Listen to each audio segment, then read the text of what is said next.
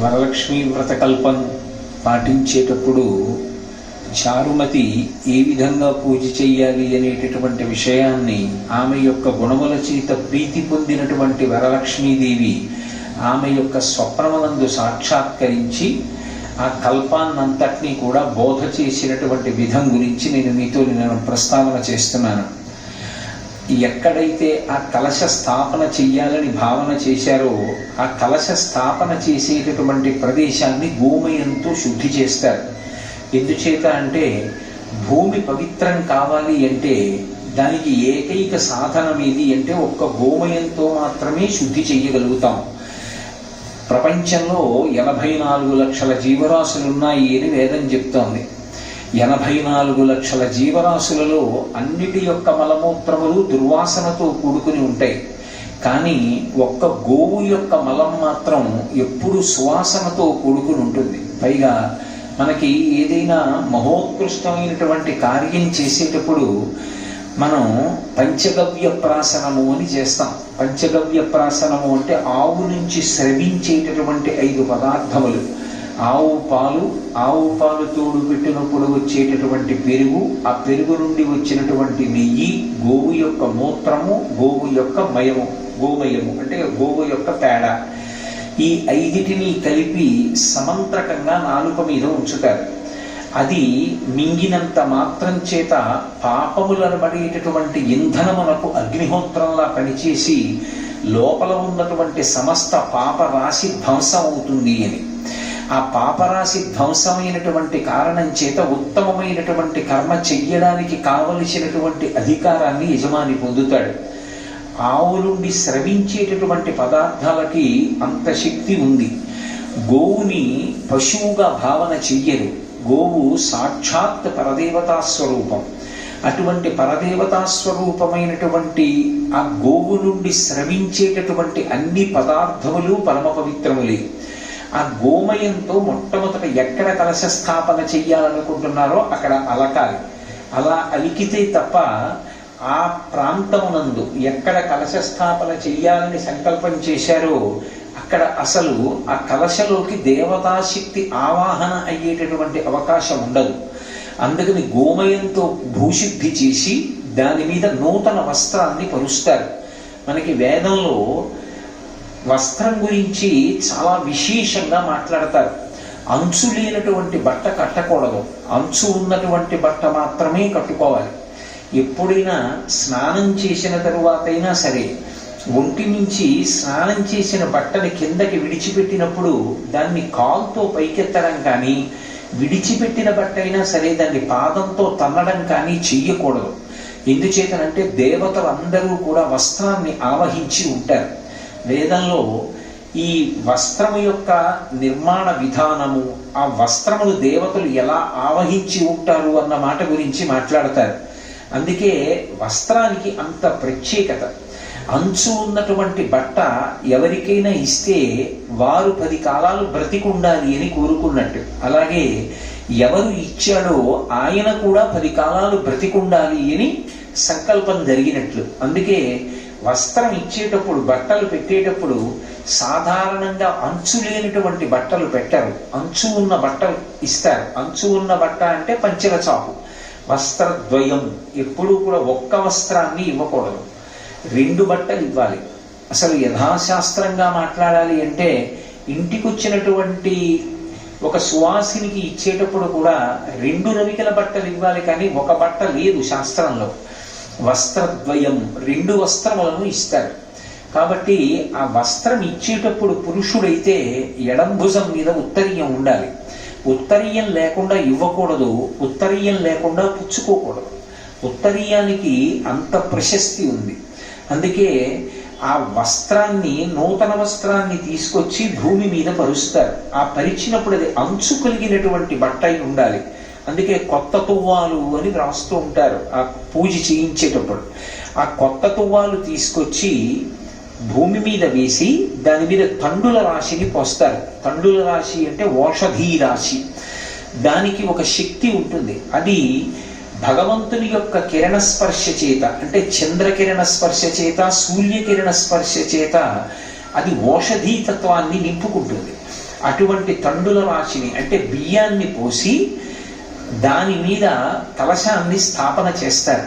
మీరు ఎప్పుడూ ఒక విషయం జ్ఞాపకం పెట్టుకోవాలి, విశేషమైనటువంటి ఫలితములను ఇవ్వగలిగినటువంటి వ్రతము యొక్క కల్పాన్ని నిర్దేశం చేసేటప్పుడు నువ్వు ఖచ్చితంగా ఇంత ద్రవ్యాన్ని వినియోగిస్తేనే ఈ వ్రతాన్ని చెయ్యగలవు, లేకపోతే నువ్వు ఈ వ్రతాన్ని చెయ్యలేవని నిరుత్సాహపరిచేటట్టుగా ఎప్పుడూ కల్పం ఉండదు. అందుకే అమ్మవారి యొక్క మూర్తిని ఉంచేటప్పుడు శక్తి ఉంటే సువర్ణమూర్తి బంగారు మూర్తి, లేకపోతే వెండి మూర్తి, లేకపోతే రాగి మూర్తి, అది కూడా కాకపోతే ఏ దోషము రాదు, కలశ ఒక్కటి పెట్టి పూజ చేసుకోవచ్చు. ఆ కలశ పెట్టి పూజ చేసిన తరువాత అమ్మవారిని ఆవాహన చేస్తారు. ఆ కలశలోకి ఆవాహన చేసి అమ్మవారికి వివిధ ఉపచారములను సమర్పణం చేస్తారు. ధ్యాయామి అంటే నువ్వు ఇలా ఉంటావు అని నేను ధ్యానం చేస్తున్నాను అని దాని అర్థం. అమ్మవారు అసలు ఎలా కూర్చునుందని చెప్తున్నారు అన్నదాన్ని మీరు చాలా జాగ్రత్తగా ధ్యానం చెయ్యాలి. ఆవిడేదో పద్మాసని పద్మకరి, ఆవిడ ఒక పెద్ద తెల్లటి పద్మంలో కూర్చుని ఒక కాలు చాపడమో రెండు కాళ్ళు చాపడమో చేసి కూర్చుందని భావన చేసి పూజ ప్రారంభం చేసిన తరువాత ఇక లౌకిక సంభాషణ చెయ్యకూడదు. వ్రతభంగంబు అంటారు. వ్రతం చేస్తాను అని నీళ్లు ముట్టుకుంటారు. అంటే ఎప్పుడైనా ఒక కార్యక్రమాన్ని ప్రారంభం చేసేటప్పుడు, భగవత్ కార్యాన్ని మొదలుపెట్టేటప్పుడు మొట్టమొదట పూజ చేస్తున్నాను అని నీళ్లు ముట్టుకుంటారు. ఆ వ్రతం ప్రారంభం చేస్తున్నాను అని గుర్తు. దానికి ముందు దేశకాల సంకీర్తన ఉంటుంది.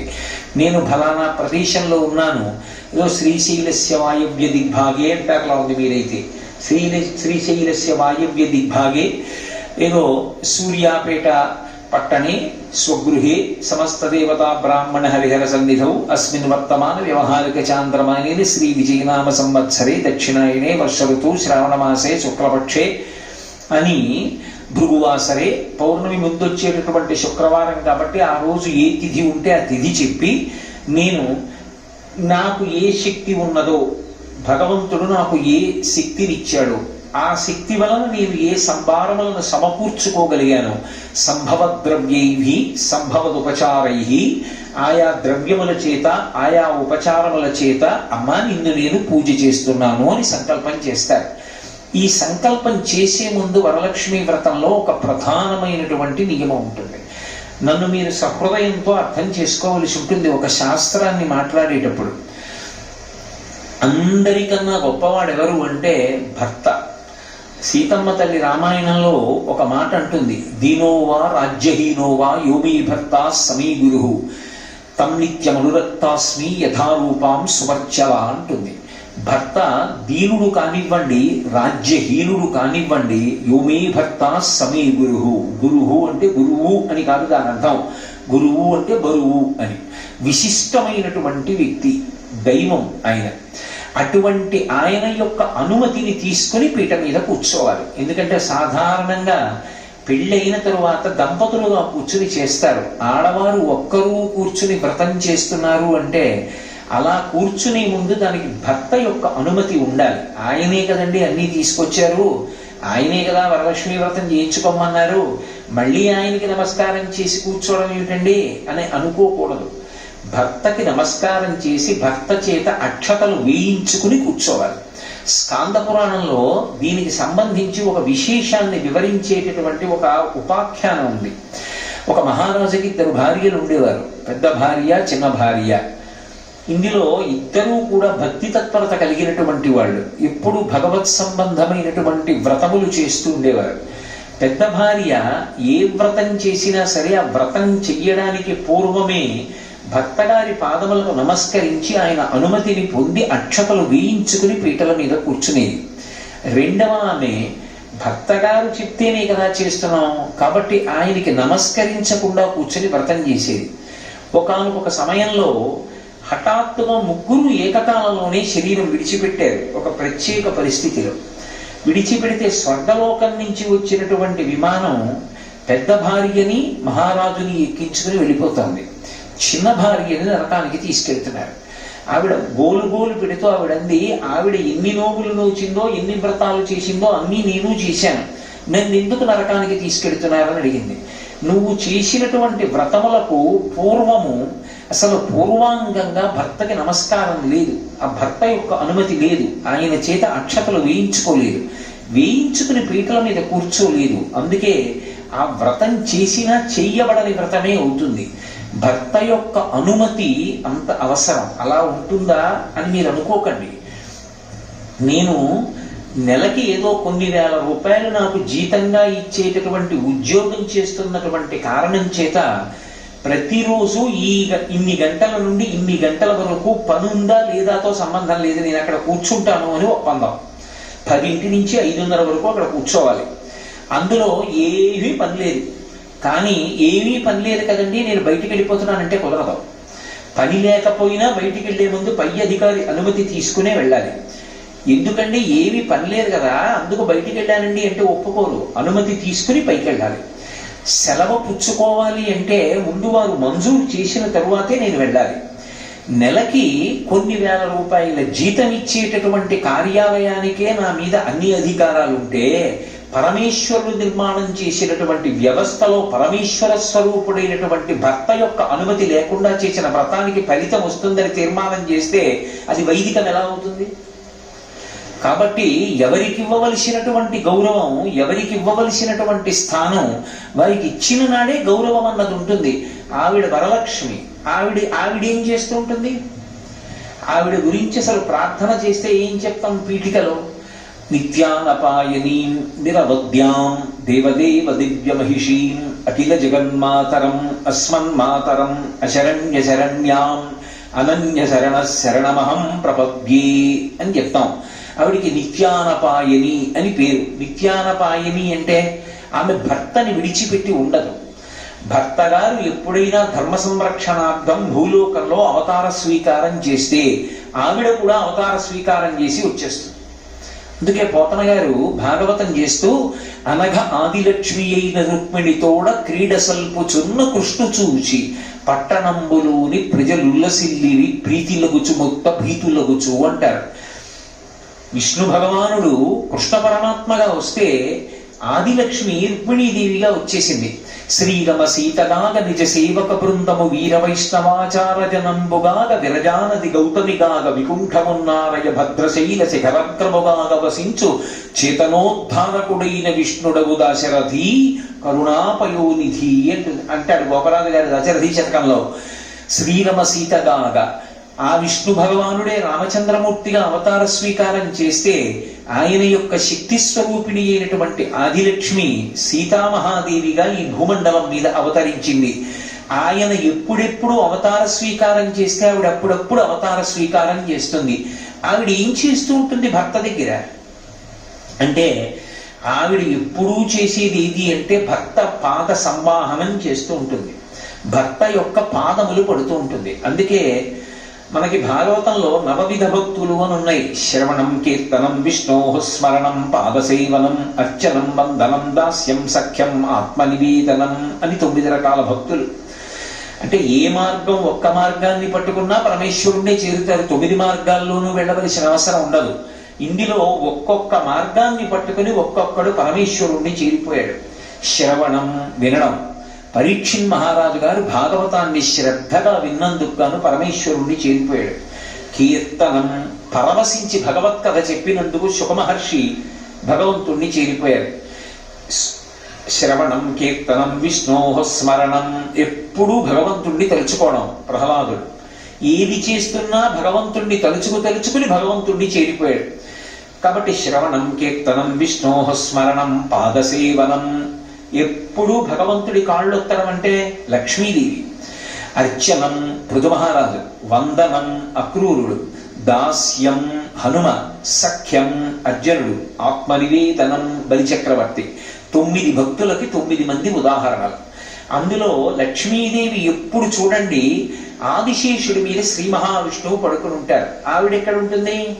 పక్కన పడుకుని కనపడదు, ఆయన పాదములు ఎత్తుతూ కనపడుతుంది. ఆఖరికి మనం వెంకటేశ్వర స్వామి వారి సుప్రభాతం చెప్పినా కూడా ప్రపత్తి అని చెప్తాం. సుప్రభాతం అయిపోయాక ప్రపత్తిలో ఒక మాట అంటాం, లక్ష్మీ మహీతదనురూప నిజానుభావ నీలాది దివ్య మహిషీక రపల్లవానాం ఆరుణ్య సంక్రమణత కిల సాంద్ర రాగౌ శ్రీ వెంకటేశ చరణౌ శరణం ప్రపద్యే అంటాం. స్వామి నీ యొక్క కాళ్ళు నల్లగా నీలమేఘశ్యాముడు కనుక మబ్బు పట్టి నీరు పట్టిన మబ్బులో ఉంటాయి. నీ పాదములు అలా చాపి ఉంటే నా తల్లి లక్ష్మీదేవి నీ పాదములు ఎత్తుతూ ఉంటుంది. అప్పుడు ఆవిడ 2 చేతులతో ఒత్తడం ఇష్టం లేక నీ 2 కాళ్ళు ఒత్తడం కోసమని ఆ తల్లే నీలాది దివ్య మహిషీకర పల్లవానాం, ఆమెయే నీలాదేవి, ఆమెయే భూదేవి, ఆమె శ్రీదేవిగా మారిపోయి ఆయన పాదములు ఒత్తుతూ ఉంటుంది. ఒత్తుతున్నప్పుడు అసలే కోమలంగా ఎర్ర తామర పూలలా ఉంటాయేమో, స్వామి పాదములను ఇలా ఒత్తుతున్నప్పుడు గట్టిగా నొక్కబడినటువంటి ఆ వేళ్ల మధ్యలోంచి ఎర్రటి కాంతులు పైకొచ్చి నల్లటి మబ్బులో ఉన్న స్వామి పాదముల మీద పడుతుంటే నీలతోయత మధ్యస్థ విద్యుల్లేకే భువాస్వర అన్నట్టు నల్లటి మబ్బు మీద సౌదామిని ఒక మెరుపు తీగ వస్తే ఎలా ఉంటుందో అప్పుడు ఆ పాదములు అలా ఉంటాయి. శ్రీ వెంకటేశ చరణం శరణం ప్రపద్యే, అటువంటి నీ శ్రీచరణములను నేను శరణు చేస్తున్నాను అంటారు. అంటే శ్రీ మహావిష్ణువు ఎప్పుడూ లక్ష్మీదేవిని నా కాళ్ళ దగ్గర కూర్చుని కాళ్ళు ఒత్తుతుండు అంటాడనుకుంటున్నారా మీరు? కాదు, ఆయన ఎప్పుడూ ఆ మాట చెప్పడు. పాదములను ఒత్తుట అన్న మాటకు అర్థం ఏమిటంటే భర్త యొక్క పాద సేవ చేసి భర్తను అనుగమించుట. ఆయన వినా ఇంకొకటి లేదు. ఆయన కీర్తి కన్నా నాకు జీవితంలో ఇంకొకటి అక్కర్లేదు. ఆయన సంతోషము నా సంతోషము, నాకు సంతోషమయ్యేది ఆయనకు ఒకవేళ అపఖ్యాతి కారణమైతే నాకు అక్కర్లేదు. అది ఆడదానిలో ఉండేటటువంటి గొప్పతనం. ఇది మగవాడికి లేదు. అందుకే మగపిల్లవాడు పుడితే వాడు ఒక వంశాన్నే తెరింపచేస్తాడు. వాడు మహాభక్తుడు ధర్మాత్ముడైతే ఏ వంశంలో పుట్టాడో ఆ వంశం ధరిస్తుంది. కానీ ధర్మాత్మురాలైనటువంటి ఆడపిల్ల పుడితే 2 వంశాలు తరిస్తాయి. ఏ ఇంట పుట్టిందో ఆ పుట్టినింటి వంశం తరిస్తుంది, ఏ ఇల్లు మెట్టిందో ఆ వంశం తరిస్తుంది. ఒక్క సీతమ్మ తల్లి పుట్టినందుకు ఇక్ష్వాకు వంశం విదేహ వంశం కూడా తరించే. ఎప్పుడూ భర్త యొక్క కీర్తి గురించి ఆలోచిస్తుంది. అలాగే భగవంతుడి గురించి భక్తుడు ఆలోచిస్తాడు. అందుకే భక్తిని నిర్వచనం చేస్తూ శంకరాచార్యుల వారు శివానంద లహరిలో అంకోలం నిజ బీజ సంతచర్యస్కాంతోపలం సూచిక సాధ్వీ నైజ విభం లతాక్షితిరుహం సింధు సరిద్వల్లభం ప్రాప్నోతీహ యథా తథా పశుపతేః పాదారవిందద్వయం చేతో వృత్తి రూపేత్య తిష్టతి సదా సా భక్తిరిత్యుచ్యతే అంటారు. సాధ్వి నైజ విభం, సాధ్వి పతివ్రత అయినటువంటి స్త్రీ ఎప్పుడూ భర్త యొక్క సౌఖ్యము గురించి కీర్తి గురించి ఆలోచించినట్లు. రామాయణంలో సీతమ్మ ఎంతో కష్టంలో ఉంది. స్వామి హనుమ వచ్చి అన్నారు, ఎందుకమ్మా అంత బెంగ పెట్టుకుంటావు, నా భుజాల మీద కూర్చో, నిన్ను తీసుకెళ్లి ప్రశ్రవణ పర్వత శిఖరముల మీద కూర్చున్న రామచంద్రమూర్తి యొక్క పాదాల విందముల యందు సమర్పించి నేను ధన్యుడనవుతానన్నారు. ఆవిడంది, నువ్వే ఇంతున్నావా? ఎందుకని? అయినప్పటికీ శరీరాన్ని అంతటినీ కూడా కుంచింపచేసి పిల్లంత అయిపోయి ఉన్నారు. సూర్యే చాస్తం గతే రాత్రౌ దేహం సంక్షిప్య మారుతి వృషవంశకమాత్రసన్ బభూవ అద్భుత దర్శన. పిల్లంత ఉన్నారు. నీకో ఇంత భుజమా? దాని మీద నేను కూర్చోనా? నువ్వు నన్ను సముద్రం దాటించి తీసుకెడతావా? కోతి బుద్ధి బయట పెట్టావయ్యా అంది. అమ్మా, నా రూపింతే అనుకుంటున్నావా? చూడు నేనేమిటో అని ఒక్కసారి పైకి లేచారు. మేరు పర్వతం యొక్క శిఖరాలు ఎలా ఉంటాయో అలా పెరిగిపోయి కాల్చిన పెనం ఎలా ఉంటుందో అటువంటి దవడలతోటి దంస్ట్రలతోటి లేచి నిలబడ్డారు. మేరుమందర శంకాశౌ భగోదీప్తానల ప్రభ అగ్రతవ్యవతస్తేచ సీతాయా వనరోత్తమ. ఆవిడంది, నువ్వు ఎంత బలవంతుడవైనా కావచ్చు, ఎంత పెద్ద రూపమైనా కావచ్చు, నేను మాత్రం నిన్ను ముట్టుకుని నీ భుజం మీద కూర్చోను. ఎందుకో తెలుసా? భర్తుభక్తిం పురస్కృత్య రామదన్యస్య వానర న స్పృశామి శరీరంతో పుంసో వానర పుంగవ. భర్తయందు కలిగినటువంటి అపారమైనటువంటి భక్తి చేత నా భర్త రామచంద్రమూర్తిని ముట్టుకుంటాను తప్ప నువ్వు ఎంత నాకు కొడుకు లాంటి వాడివైనా పరపురుషుణ్ణి నేను స్పృశించను. కాబట్టి నేను నీ భుజాల మీద కూర్చోను. కానీ నువ్వు వెళ్ళి నా క్షేమవార్త చెప్పి రామచంద్రమూర్తిని తీసుకునిరా. రాముడు యుద్ధంలో ఈ లంకనంతటినీ నాశనం చేస్తాడు. అప్పుడు మళ్ళీ నేను రాముడితో కలిసి లంకాపట్టణానికి వెడతానంది. ఎందుకని? ఆమె కానీ వెళ్ళిపోయింది అనుకోండి హనుమతోటి, రామచంద్రమూర్తి లక్ష్మణ స్వామి లేనప్పుడు రావణాసురుడు అపహరించి తెచ్చాడు. రావణాసురుడు లేనప్పుడు హనుమ అపహరించి తీసుకెళ్లి రాముడికి ఇచ్చేశారు సీతమ్మని. రాముని యొక్క పరాక్రమం, రాముని యొక్క పౌరుషం ఎలా ప్రకాశిస్తాయి? వాడు దొంగతనంగా ఎత్తుకొచ్చి ఉండవచ్చు, కానీ పౌరుషవంతుడైనటువంటి రామచంద్రమూర్తి యొక్క భుజములు తాండవం చేసి ఆయన యొక్క కోదండ విద్యా పారంగత్వం పైకొచ్చి దాని వలన లంకాపట్టణం అంతా నశించిన తర్వాత రాముడితో కలిసి వెడితేనే రాముని యొక్క కీర్తి ప్రతిష్టలు నిలబడతాయి. అంత కష్టంలో ఉన్న రాముని యొక్క కీర్తికి కళంకం వస్తుందని నేను రాను నీతో అంది సీతమ్మ. మరి రావణుడు నిన్ను పట్టుకొని అపహరించి తెచ్చినప్పుడు ముట్టుకున్నాడు కదమ్మా, అప్పుడు నాకు స్పృహ లేదు, వాడు తెస్తే నా దోషం కాదు, ఇప్పుడు స్పృహలో ఉన్నాను, నేను ముట్టుకోను. ఆయన అన్నాడు. ఈ మాట విని స్వామి హనుమ తెల్లపోయి అన్నారు, అమ్మా ఎవరంటారు ఈ మాట లోకంలో? ఎవరన్నారు? ఇంత కష్టంలో ఉన్న దాని దగ్గరికి వస్తే వెంటనే తీసుకెళ్ళవయ్యా అంటారు. అద్భుతం అమ్మా, నీకు తప్ప అన్యులకు చెల్లది ఈ మాట అంటారు. ఎప్పుడూ భర్త యొక్క కీర్తి ప్రతిష్టలకి కలంకం రాకూడదని నిరంతరము ఆలోచించి అడుగు వేసేటటువంటి లక్షణము కలిగినటువంటి స్త్రీని సాధ్వి పతివ్రత అని పిలుస్తారు. లక్ష్మీదేవి భర్త పాదముల దగ్గర కూర్చుంటుంది అంటే దాని అర్థం ఆయన పాదముల దగ్గర కూర్చోపెట్టి నువ్వు నా కాళ్ళొత్తుతూ ఉండని శాసించాడని కాదు. భర్త దైవము అని భావించి ఆవిడ పాద సంవాహనం చేస్తుంది. ఆవిడ కాళ్ళ దగ్గర కూర్చుంది, ఆయన ఎక్కడ పెట్టుకున్నాడు? ఆయన కాళ్ళ దగ్గర కూర్చోబెట్టుకోలేదు, గుండెల్లో పెట్టుకున్నాడు. అంటే ఏమిటి దాని అర్థం? కన్యాదానం చేసేటప్పుడు లక్ష్మిగా కన్యాదానం చేస్తారు, అల్లుణ్ణి నారాయణుడిగా చూస్తారు. అమ్మా నువ్వు ఆయనని అనుగమించు, నువ్వు ఏ స్థానాన్ని పొందాలో తెలుసా? ఆయన గుండెల్లోకి చేరిపోవాలి. ఆయన ఎక్కడిచ్చారు స్థానం? లక్ష్మీం క్షీరసముద్రరాజతనయాం శ్రీరంగధామేశ్వరీం దాసీభూత సమస్త దేవవనితాం లోకైక దీపాంకురాం అని పిలుస్తాం. ఆ తల్లికిచ్చిన స్థానం వక్షస్థలం. అందుకే కదా ఇప్పటికీ పద్మావతీదేవి మీద స్తోత్రం చేస్తే ఈశానాం జగతోస్య వెంకటపతే విష్ణోహ పరాం ప్రేయసీం తద్వక్షస్థల నిత్యవాసరసికాం తక్షాంతి సంవర్ధినీం పద్మాలంకృత పాణిపల్లవ యుగాం పద్మాసనస్తాం శ్రియం వాత్సల్యాది గుణోజ్వలాం భగవతీం వందే జగన్మాతరం అంటాం. ఆమె విష్ణువు యొక్క వక్షస్థలమునందు ఉంటుంది. అంటే ఆయన గుండెల్లో స్థానం ఇచ్చాడు, ఆమె ఆయన పాదములను పట్టుకుంది. అంటే ఆయనని అనుగమించిన కారణం చేత ఆమె ఆయన గుండెలలోకి చేరింది. ఒక్కొక్క వస్తువు వేరొక వస్తువులో కలవవలసినటువంటి విధానం ఉంటుంది. అంతేకాని నా అంత దాన్ని నేను, ఆయనంతటి వాడు ఆయన అండి అంటే ఆ దాంపత్యానికి అర్థం ఎక్కడ ఉంటుంది నాకు చెప్పండి? దంపతులు అంటే ఇద్దరు కాదు, అందుకే అసలు ఇద్దరి మధ్యలోంచి కూడా వెళ్ళరు, వాళ్ళు ఒకరే. శారీరకంగా పైకి ఇద్దరుగా కనపడుతున్న దంపతులు తత్వతః ఒక్కరుగానే పరిగణింపబడతారు. అసలు వాళ్ళిద్దరి యొక్క ఆధ్యాత్మిక అభివృద్ధి కూడా ఒకళ్ళ మీద ఒకళ్ళది అలా ఆధారపడి ఉంటుంది.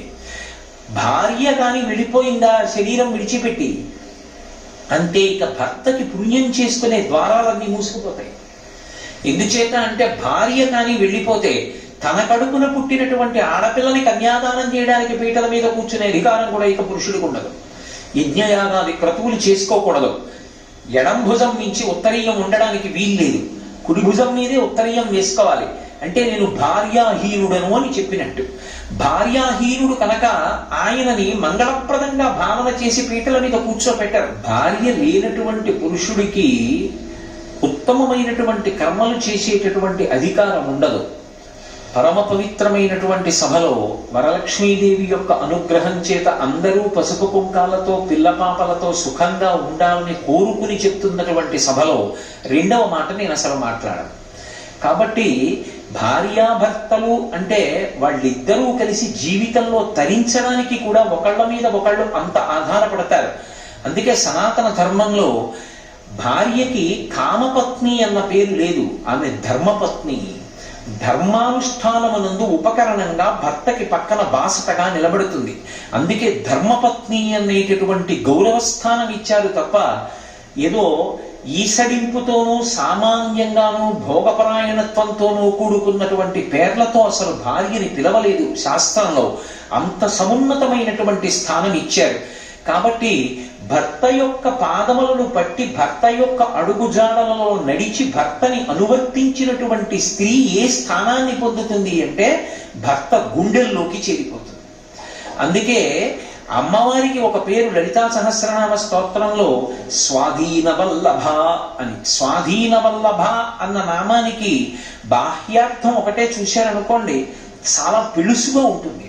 స్వాధీన వల్లభ అంటే భర్తని తన చెప్పు చేతలలో పెట్టుకున్నది, ఆమెకు ఆయన స్వాధీనమై ఉన్నాడు.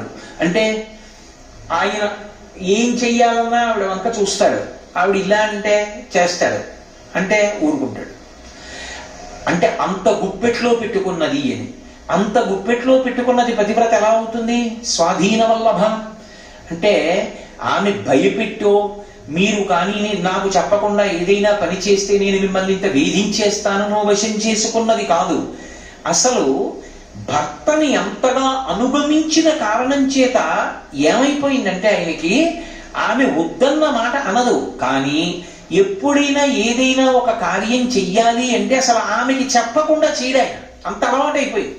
అలవాటైపోయి ఏ పని చేస్తున్నా ఇలా చేస్తున్నాను అంటాడు. ఆమెకి చెప్పకుండా చేసేసిన ఆవిడేమందో, కానీ అయ్యో పిచ్చిదానికి చెప్పలేదే, దానికి చెప్పి చేస్తే ఎంత సంతోషపడిపోతుందో ఎంత ఆనందపడిపోతుందో దానికి చెప్తానంటాడు. అంటే ఆమె ఆయన మనస్సుని గెలుచుకుంది. దేని చేత? అనువర్తించడం చేత. మహాభారతంలో ద్రౌపదీదేవి సత్యభామకి ఇదే చెప్తుంది. బలవంతంగానో మందు పెట్టో మాకు పెట్టో నేను వశం చేసుకోలేదు పాండవుల్ని, అనువర్తించి నేను వాళ్ళ యొక్క మనసులు గెలుచుకున్నానని చెప్పింది. కాబట్టి మనకి శాస్త్రంలో భర్తకి ఉండేటటువంటి స్థానాన్ని అంత గౌరవించింది. ఏదైనా ఒక పని చేసే ముందు మన బుద్ధికి నచ్చినటువంటి దాన్ని ప్రమాణంగా చేసి చెయ్యకూడదు. శాస్త్రాన్ని ప్రమాణంగా చేసుకుని ఏ కార్యమైనా చెయ్యాలి. తస్మాత్ శాస్త్రం ప్రమాణంతే కార్యాకార్యం వ్యవస్థితౌ. ఒక పని చెయ్యాలన్నా ఒక పని ఇలా చెయ్యకూడదన్నా దానికి ఏది ప్రమాణము అంటే శాస్త్రం ఒక్కటే ప్రమాణం. ఈ పని ఇలా చెయ్యవద్దు, శాస్త్రం ప్రమాణం. ఈ పని ఇలా చెయ్యండి, శాస్త్రం ప్రమాణం. శాస్త్రంతో నాకు సంబంధం లేదు, నిన్ను ఉద్ధరించేవాడు లేడు. కాబట్టి భర్తకి నమస్కరించి పీటల మీద కూర్చుని దేశకాల సంకీర్తనం చేసి పరమ భక్తితో అమ్మవారి యొక్క ఉపచారముల యందు దృష్టి పెట్టి చెయ్యాలి. ఉపచారములను చేసేటప్పుడు ఏదో నేను పూజ చేస్తున్నాను అని చెయ్యడం కాదు. ఆ చేసేటప్పుడు మనసులో భావన ఉండాలి. మీరు ఎప్పుడు ఒకటి గుర్తుపెట్టుకోండి, ఒక పూజ చేస్తున్నప్పుడు ఒక ఉపచారం చెప్తాం, ఆ ఉపచారం పూర్తయింది అని ఎప్పుడు శాస్త్రంలో తీసుకుంటారంటే 3 ఏకీకృతమైతేనే ఆ ఉపచారములు పూర్తయ్యాయి అని చెప్తారు. ఏ 3 ఒకటి అవ్వాలి అంటే నోటితో చెప్తున్నటువంటిది ఏదో దాన్ని చెయ్యాలి, అంటే కర్మేంద్రియం చెయ్యాలి. నోటితో చెప్పినది చెయ్యి చేస్తుండాలి, నోటితో చెప్పి చెయ్యి చేస్తున్న దాన్ని మనసు చూస్తూ ఉండాలి. ఈ 3 ఏకీకృతం అయ్యాయనుకోండి, అప్పుడు వ్రతం చేస్తున్నాడు అని చెప్తారు. నేను మీకు ఒక ఉదాహరణ చెప్తే మీరు బాగా పట్టుకుంటారు. అమ్మవారికి స్నానం సమర్పయామి అంటాం. స్నానం సమర్పయామి అనేటటువంటి ఉపచారం యథార్థానికి ఎక్కడా కూడా సంపూర్ణంగా చేయడం అనేటటువంటిది ఉండదు. మనం ఏదో ఆ కలశలో వేసినటువంటి పువ్వుతోటో ఆకుతోటో కొద్దిగా నీళ్లు తీసి చల్లుతాం అంతే. నేను స్నానం చేశాను అనుకోండి, నేను మీ ఇంటికి వచ్చాను అనుకోండి, అమ్మా సంధ్యావందనం చేసుకోవాలి స్నానం చేస్తానమ్మా అని అనుకోండి, అయ్యా వెళ్ళండి స్నానం గదిలోకి స్నానం చేయండి అని ఓ గ్లాస్తో నీళ్ళు అక్కడ పెట్టి అందులో పువ్వు పెట్టారు అనుకోండి. అదేమమ్మా గ్లాసులో నీళ్లు పెట్టి పువ్వు పెట్టారు, స్నానం చేయాలన్నాను కదా అంటే, మీరు పొద్దున్న పూజ చేసేటప్పుడు ఆపోహిష్టామయో భవస్థానవు జేదరాతన అంటూ చల్లలేదా? మీరు అలాగే చల్లుకోండి, స్నానానికి చాలదా? ఈశ్వరుడికి సరిపోయింది, మీకెందుకు సరిపోదు? ఆయనకన్నా పెద్దవారా? చల్లుకోండి అన్నారు అనుకోండి, అది కుతర్కం అవుతుంది, వితండవాదన అవుతుంది, అది పొసగదు. ఎందుచేత అంటే ఉపచారము మనసు చేత భావింపబడాలి. స్నానము నేను చేస్తే బాహ్య శౌచము కొరకు, అది మనసు చేత భావిస్తే బాహ్య శౌచం రాదు. అమ్మవారి విషయంలో మీరు మనసుతో భావన చెయ్యాలి. ఎలా భావన చెయ్యాలి? శంకరాచార్యులు వారు కనకధారా స్తోత్రం చేస్తూ నేర్పుతారు మనకి. దిగ్గస్తి కనక కుంభ ముఖావ సృష్ట స్వర్వాహిని విమలచారు జలప్లుతాంగీం ప్రాతర్నమామి జగతాం జననీమశేష లోకాధినాథ గృహిణీం అమృతాబ్ధిపుత్రీం అంటారు. అంటారు. ఆ దిగ్గజములు ఆకాశగంగా జలాలను తమ యొక్క బంగారు కలశలతో పట్టి తీసుకొచ్చి లక్ష్మీదేవికి రెండు వైపులా నిలబడి ఆ బంగారు కలశలని పైకెత్తి మందాకినీ జలాలు పోస్తే ఆమె కట్టుకున్నటువంటి తెల్లటి బట్ట తడిసిపోతుంది.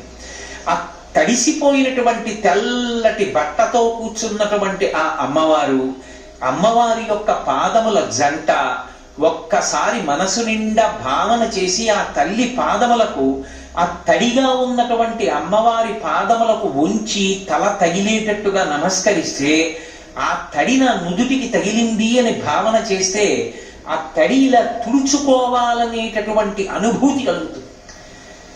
మీకు బాగా అర్థం అవడానికి నేను ఒక ఉపమానం చెప్తాను, లేకపోతే నేను అసలు ఎటువంటి ఉపమానములు ప్రయోగం చేయను. 7D సినిమాలను ఉంటాయి, నేను ఈ మధ్య ఢిల్లీలో చూసి వచ్చాను. అందులో 7 రకాల డైమెన్షన్స్ ఉంటాయి. అందులో ఏదో ఎదురుగుండా ఒక పాము ఒకటి మీదకు వస్తూ ఉంటుంది, కళ్ళ ముందు వరకు అది నోరు తెరిచి కనపడుతుంది.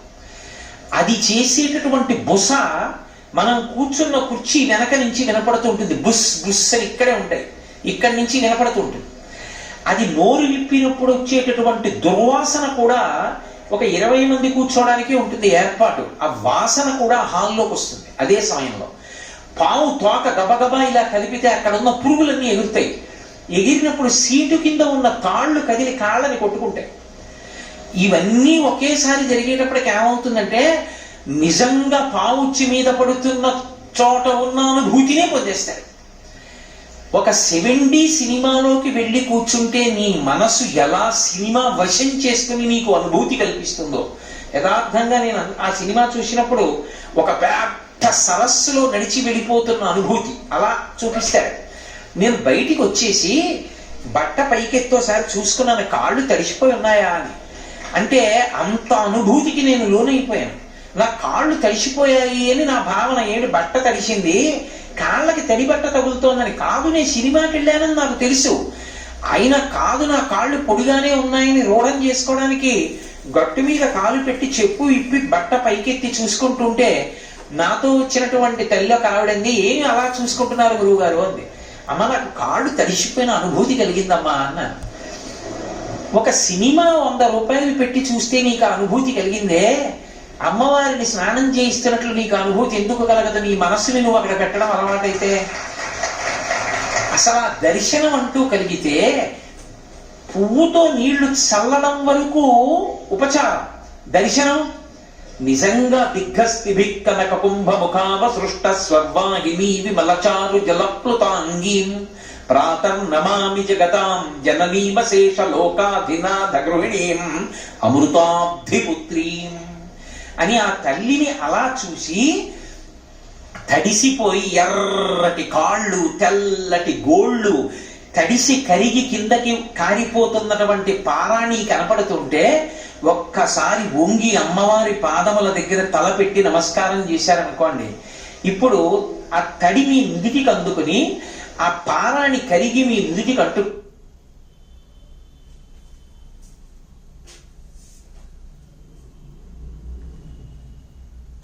ఉంటే మీరు పూజ చేద్దామని పైకి లేచిన తర్వాత వెంటనే తర్వాత ఉపచారం జ్ఞాపకానికి వస్తుందా? జ్ఞాపకానికి రాదు. మీ నుదుటికి ఏదో తడున్నట్టు ఏదో అంటుకున్నట్టు భావన పొంది మీరు ఒకసారి ఇలా అనుకుని పారాయణ ఏమైనా ఉందా అని ఇలా చూసుకుని ఏం లేదంటే మీరు చేసిన ఉపచారం అమ్మవారికి అందింది. మీరు స్నానం చేయించారు అమ్మవారికి.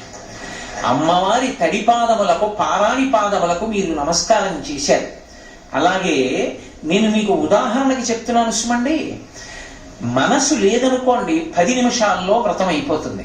మనసు అక్కడ ఉందనుకోండి పొద్దున్న కూర్చున్నటువంటి వరలక్ష్మీ వ్రతం ప్రదోష వేళ పేరంటానికే లేస్తారు కూడా. ఎందుకు అంటారేమో, ఒక్క ఉపచారమునందు ధ్యానములోకి వెళ్ళిపోతారు.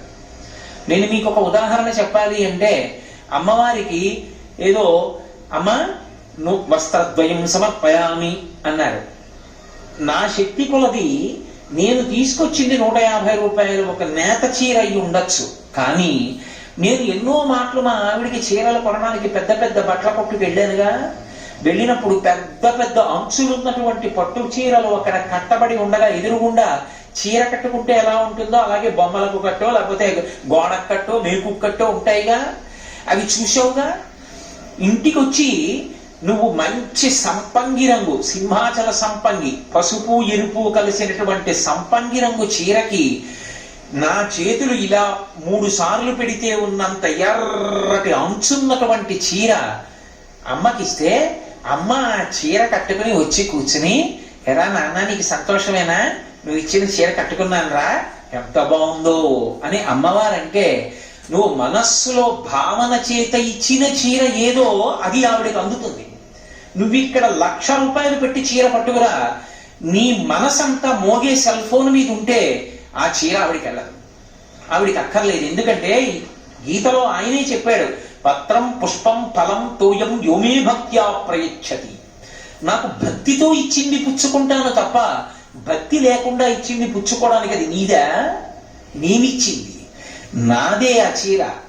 నేను నువ్వు కొని నాకు ఇవ్వగలుగుతున్నావు అంటే కొనడానికి కావలసిన శక్తిని నీ ఎందుకు ప్రచోదనం చేసిన వాడిని నేనే. నేను ఏదో ఒక విభూతిని నీ ఎందుకు పెట్టాను కాబట్టి నీకు నెలకు 50,000 వస్తున్నాయి కాబట్టి ఆ చీర కొన్నావు. ఆ విభూతిని వెనక్కి తీస్తే ఎవడుంచుకుంటాడు నేను ఉద్యోగంలో? కాబట్టి ఆ శక్తి నాది. కానీ నేను అడిగేది ప్రేమతో భక్తితో ఇస్తావా? అందుకే దళమైన పుష్పమైనను ఫలమైనను శరీరమైన భాగని భక్తిని కొలచిన జనులు అర్పించిన ఎలమిన్ రుచిరాన్నముగా ఎనుభుజింతున్నంటాడు కుచేలోపాఖ్యానంలో. భక్తితో ఇస్తే చాలయా, అది ఆక పండ నీరా నాకు అక్కర్లేదు, తినేస్తానన్నాడు. అందుకే ఆ భక్తితో ఉపచార సమర్పణం చేశారనుకోండి, చేసినప్పుడు ప్రతి ఉపచారం దగ్గర కూడా మనసును ఏకీకృతం చెయ్యాలి. చేతిని తేవడం కష్టం, ఉపచారానికి ద్రవ్యాన్ని అక్కడ పెట్టడం చాలా తేలిక, కానీ చేతిని ఉపయోగించడం తేలిక, మనసుని తేవడం చాలా కష్టం. ఎందుకో తెలుసా? మనస్సుకి అపారమైనటువంటి బలం ఒకటి ఉంటుంది, అది కర్మేంద్రియములను యాంత్రీకరిస్తుంది, దానికి ఆ శక్తి ఉంది. యాంత్రీకరించుట అన్న మాటకు అర్థం ఏంటంటే, చూడండి, కొత్తగా సైకిల్ నేర్చుకుంటున్నాడు అనుకోండి ఒక పిల్లాడు, మీరు వెళ్ళి నాన్న అని పిలిచాడు, ఇప్పుడు మాట్లాడకండి పడిపోతాను అనమాట, జాగ్రత్తగా తొక్కుతాడు ఆ హ్యాండిల్ బార్ పట్టుకుని. వాడికి బాగా అలవాటు అయిపోయింది అనుకోండి, వాడిని మనం పిలవడం కాదు, వాడే వెళ్ళిపోతాం, మాయగారు బాగున్నారా అని ఓ చేత్తో ఇలా చూపించి మరి వెళ్ళిపోతుంటాడు. జాగ్రత్త జాగ్రత్త అన్నీ చెప్పాలి వాడికి. వాడికి సైకిల్ తొక్కడం వచ్చేసిన తర్వాత ఒక చేత్తో పట్టుకు తొక్కేసినట్టే మనసు ఏం చేస్తుందంటే యాంత్రీకరిస్తుంది. లక్ష్మీ అష్టోత్తరం చదువు అన్నారనుకోండి, పుష్పై పూజయామి అంటారు అని మొదలు పెట్టారనుకోండి, మొదలు పెట్టగానే ప్రకృత్యై నమః వికృత్యై నమః అన్నారనుకోండి, అంతే. నీకు వచ్చుగా అలా చెప్పు. నువ్వు ఏం చేస్తావంటే చామంతి పూలు ఉన్నాయి కదా తీసివేస్తుంది, మరి అదేం చేస్తుంది? తత్కాలంలో టికెట్ దొరుకుతుంది అంటావా? ఒకవేళ తత్కాల టికెట్ దొరకకపోతే బస్సులు లేవు కనుక ఎలా వెళ్ళాలి కాకినాడ? ఏ ప్రత్యామ్నాయం పట్టుకోవాలి? విమానంలో వెళదామంటే టికెట్ ఒక్కొక్కటి 10,000 ఉంటే ఇప్పుడు ఎక్కడ తేని 20,000? ఎవరినో అడిగితే ఏం బాగుంటుంది? ఏం చేయాలి? ఈలోగా అయిపోతుంది లక్ష్మీష్టోత్తరం. టికెట్ మాట దేవుడు అప్పుడు అడుగుతుంది, మళ్ళీ చెయ్యి అంటుంది, అయిపోయిందిగా ఏం చేయమంటావు అంటుంది. అప్పుడు వెనక్కి వస్తుంది, ఓ అయిపోయిందా, ధూపమాఘ్రాపయామి, నీకు వచ్చుగా అగరత్తు దీపంలో పెట్టి చూపించు. అందుకని ఇప్పుడు మళ్ళీ ఏం చేస్తే బాగుంటుంది? కారులో వెళ్ళిపోతే మళ్ళీ ఇది అయ్యేలోపల తీసిలా. మీరు ఏమనుకోకుండా ఒక మాట చెప్తాను, నేను ఏదైనా వాసన మీకు చూపిస్తాను, మంచి వాసన అని చెప్పి ఓ పువ్వు పట్టుకొచ్చి ఎంత మంచి పరిమళమోనండి పువ్వు అన్నాను అనుకోండి, ఏదేది అన్నారు అనుకోండి, నేను మీ దగ్గరికి వచ్చి ఇలా అన్నాను అనుకోండి, బుద్ధి ఉందా లేదా, ఇలా తిప్పితే ముక్కు దగ్గర పట్టరా అంటారా అనరా? ధూపానికి తిప్పడం ఎందుకండి ఇలాగా? పైగా నిప్పు నెరుసులన్నీ పడిపోయేంత వరకు వెలిగించేసి ఇలా బోర్లా పెట్టి అప్పుడు దాన్ని ఇలా ఇలా ఊపేసి ఆరిపోయిన తర్వాత ఇలా తిప్పేసి ఆ మెరుసులన్నీ ఆయన బట్టల మీద పడిపోతుంటే ఆయన దులుపుకు లేచి వెళ్ళిపోడు. నీ దిక్కుమాలిన పూజ నువ్వు ఎవడు పుచ్చుకుంటాడు రైదని? ఎందుకు ఆ పూజ? అసలు భావనేది ఆవిడ మహాలక్ష్మి, ఆవిడ కూర్చుంది, నేను ధూపం ఇస్తున్నాను ఆవిడికి. కాబట్టి ఎక్కువ అగ్నిహోత్రం లేకుండా ఒక్కసారి ముక్కు దగ్గర ఇలా పెట్టి తీసేస్తే అది పొగ, అదేం పుస్తకం కాదు అక్కడే ఉండిపోవడానికి, అది అలా ముందుకు వెడుతుంది కాబట్టి వాసన వస్తుంది. ఇలా ముక్కులో పెట్టక్కర్లేదు అగరత్తో, ఇలా ముక్కు దగ్గర పెట్టి తీసేస్తే చాలా పొగ వాసన తెలుస్తుంది. ఎందుకు ఇలా తిప్పడం అంటే అసలు నీకు మనసు అక్కడ ఉంటే కదా, నీకు మనసు అక్కడ ఉంటే ఏది ఎలా చెయ్యాలో అలా చేస్తావు. మనసు లేకపోతే నా ఇష్టం, ధూపానికి చుట్టూ తిప్పడం. ఎందుకైనా చుట్టూ తిప్పడం అంటే ఏమో ఆయనకి తెలియదు, ఎవడో తిప్పాడు ఈయన తిప్పాడు. కాబట్టి త్రికరణములు ఏకీకృతము కావాలి. కనీసంలో కనీసం 16 ఉపచారాలు చేస్తారు షోడశోపచారములని. షోడశోపచారములలో ఒక్క ఉపచారం దగ్గర మనసు నిలబడితే చాలు, ఆవిడ పరమ ప్రీతి పొందుతారు. చాలా చోట్ల మీరు గమనించండి, శుద్ధ ఆచమనీయం సమర్పయామి అంటారు. ఎన్ని మాటలు ఇస్తారు? తమలపాకుతో తీసి ఇలా అంటారు, అంతే, అయిపోయింది ఆచమనీయం. నేనైతే అలా పుచ్చుకుంటానా? ఓం కేశవాయ స్వాహ ఆగుతానా గుటకేసే వరకు? ఓం నారాయణాయ స్వాహ గుటకేసే వరకు ఆగుతానా? ఓం మాధవాయ స్వాహ మళ్ళీ గుటకేసే వరకు ఆగుతానా? నాకైతే 3 మాటలు, లక్ష్మీదేవికి అయితే 1 మాటలునా? అదేం సిద్ధాంతం? ఆచమనీయం అంటే ఎవరికైనా 3 మాటలే అయినప్పుడు ఆవిడికి కూడా నువ్వు ఎన్ని మాటలు ఇవ్వాలి? 3 మాటలు ఇవ్వాలి. 3 మాటలు ఇచ్చినప్పుడు ఆవిడ గుటకెయ్యాలా? ఆవిడే చెయ్యిలా పట్టాలా? నువ్వు ఆ చేతిలో నీళ్లు పోస్తే ఆవిడ ఇలా పెట్టుకుని తాగాలా? అసలు శుద్ధ ఆచమనీయం సమర్పయామి, ఆచమనీయానంతరం స్నానం సమర్పయామి, ఏం పుచ్చుకుంటుంది ఆవిడ 3 మాటలు? అసలు ఏది ఒకదాని మీద వచ్చి వరద పడిపోయినట్టు పడిపోతుంటే. మనసు ఉంటే మనసు భావన ఎందు చూస్తుంది, మూర్తి అక్కడే ఉంటుంది, కదలదు. మనసు కదలికలు చూస్తుంది. అమ్మవారు ఇలా చేయి చాపిందనుకోండి, 5 వేళ్లకి ఉంగరాలతో చేతులకు ఆవిడ పెట్టుకున్నటువంటి రత్న కంకణములు కదులుతాయి. కదిలినప్పుడు ఆవిడ చెయ్యిలా కదిపితే కణ కణ కణ ధ్వనులు వస్తాయి. భాగవతంలో పోతన గారు అనుభవింపచేస్తారు. అక్రూరుడు నారాయణ దర్శనం పొందుతాడు. పొందినప్పుడు కదలిన బాహు పద క్రమంబున రమము సూపిడి నూపు రములవాణి అంటారు. భగవంతుడు కాళ్ళు తీసి ఇలా పాదపీఠం మీద పెట్టాడనుకోండి, పాదయోహో పాద్యం సమర్పయామి అని నేను పాదముల మీద నీళ్లు పొయ్యాలంటే ఆయన ఇలా పెట్టాలా వద్దా? పాదపీఠం మీద ఆయన కాళ్ళు ఎత్తి పెట్టినప్పుడు ఆయన పాద మంజీరముల యొక్క ధ్వనులు వినపడతాయి. అవి వినపడాలంటే ఆ భక్తి ఉన్నవాడికైతే వినపడతాయి. ఆ పాదములు అలా పెట్టినప్పుడు ఆచమనీయం అన్నప్పుడు ఆవిడ ఇలా చెయ్యి పెడితే సాక్షాత్ లక్ష్మి ఆమె ఇలా చెయ్యి చాపితే నీ దగ్గర ఎర్రటి పరదేవత యొక్క చేతి వంక చూసి ఆవిడ చేతిలో నీళ్లు పోస్తే ఆవిడ తీసుకుని కింది పెదవి దగ్గర పెట్టి లోపలికి పుచ్చుకుంటుంటే ఎంత పరవశంతో నువ్వు 3 మాటలు ఆచమనీయం ఇవ్వాలి. ఇచ్చావు. అక్కడ మంత్రం ఉండదు, నీ భక్తితోటి పూరణ చెయ్యాలి. ఆచమనీయం చేస్తే ఏం చేయాలి? చెయ్యి ఎంగిలవుతుంది. చెయ్యి ఎంగిలవుతుంది కాబట్టి ఏం చేయాలి? ఓ చుక్క నీళ్లు పోసుకొని పక్కనున్న బట్టతో తుడుచుకుంటాం. అమ్మవారైతే ఆవిడ కూడా నువ్వు పూజ చేస్తున్నావు బట్ట తెచ్చి తుడుచుకుంటూ ఉంటుందా? భక్తి అన్న మాటకు అర్థం ఏంటి? నేను మీ ఇంటికి దేవతార్చనకు వచ్చాను అనుకోండి, దేవతార్చన అంటే భోజనం. ఇందాక ఇవాళ మధ్యాహ్నం పరమభక్తి తత్పరులు బహుసహృదయులు, నేను పరవశించిపోయాను వాళ్ళ ఇంటి సంస్కారం చూసి. వాళ్ళ ఇంటికి దేవతార్చనకి వెళ్ళా. భోజనం అయిపోయింది.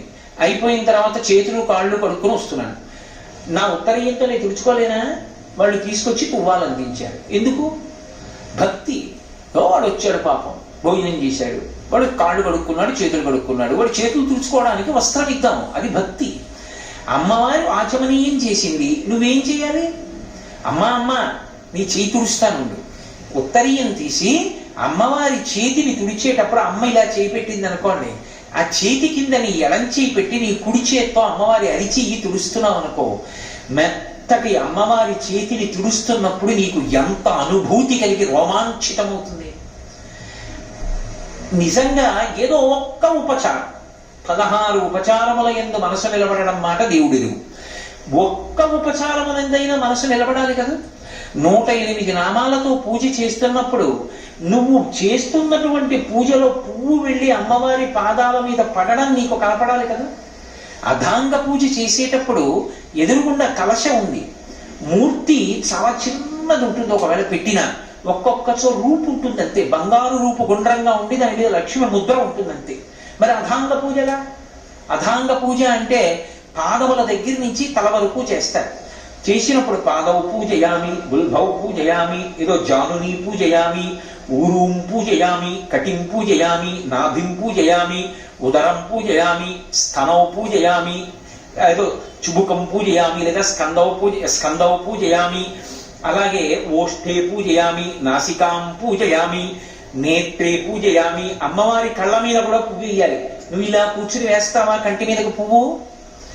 కంటికి తగలకుండా లేచి నిలబడి కనుబొమ మించి పువ్వు వదిలేస్తావు.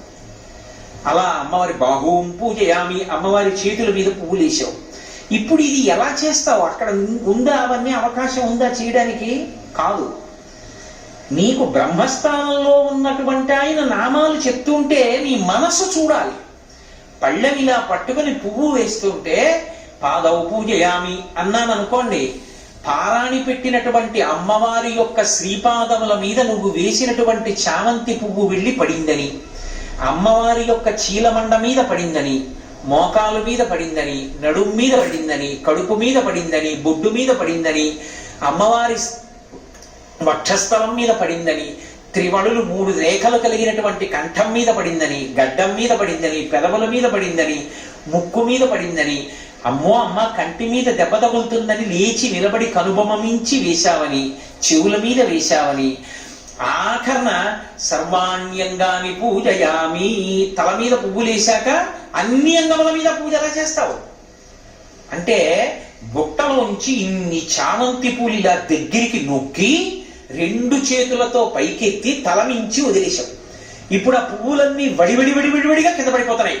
పడిపోతున్నప్పుడు అమ్మవారి తల, అమ్మవారి జుత్తు, అమ్మవారి కబరీబంధంలో ఉన్న పువ్వు, అమ్మవారి నుదుటికున్న బొట్టు, అమ్మవారి చెవులకున్న కర్ణాభరణాలు, అమ్మవారి బుగ్గలు, అమ్మవారి కళ్ళు, కనుబొమలు, ముక్కు, ఆ ముక్కుకి మధ్యలోంచి వేలాడుతున్నటువంటి ముత్యంతో ఉన్నటువంటి ఆ బాసర, ఆ కింద ఉన్నటువంటి పెదవులు, ఆ ఎర్రటి అధరం, అమ్మవారి యొక్క గడ్డం, అమ్మవారి యొక్క కంఠం, దాని మీద 3 రేఖలు, అమ్మవారి వక్షస్థలం, అమ్మవారి యొక్క నడుము, అమ్మవారి కడుపు, అమ్మవారి బొడ్డు, అమ్మవారి తొడలు, అమ్మవారి మోకాళ్ళు, అమ్మవారి పాదాలు, అమ్మవారి చీలమండలు, అమ్మవారి వేళ్ళు, అమ్మవారి గోళ్ళు కనబడుతుండగా పువ్వులు ఎంత వేగంగా పడతాయో నీ మనసు అంత వేగంగా పైనుంచి కిందకు వచ్చి పాదాల దగ్గర నిలబడాలి. ఎదురుగుండా మూర్తి లేదు. అథాంగ పూజ యందు నువ్వు అలా చూడడానికి మూర్తి ఉండదు, ఎక్కడా కూడా ఉండదు, దేవాలయం అయితే తప్ప. మరి దేంతో చూస్తావు అథాంగ పూజ? అందుకే అథాంగ పూజ ముందు వస్తుంది. ముందు ఎందుకు వస్తుందంటే, మనసుని బాగా శిక్షణ చేసి తీసుకొస్తున్నారు చూడ్డాన్ని. బాగా కళ్ళు విప్పి చూడడం ప్రారంభం చేయి ఇక్కడి నుంచి.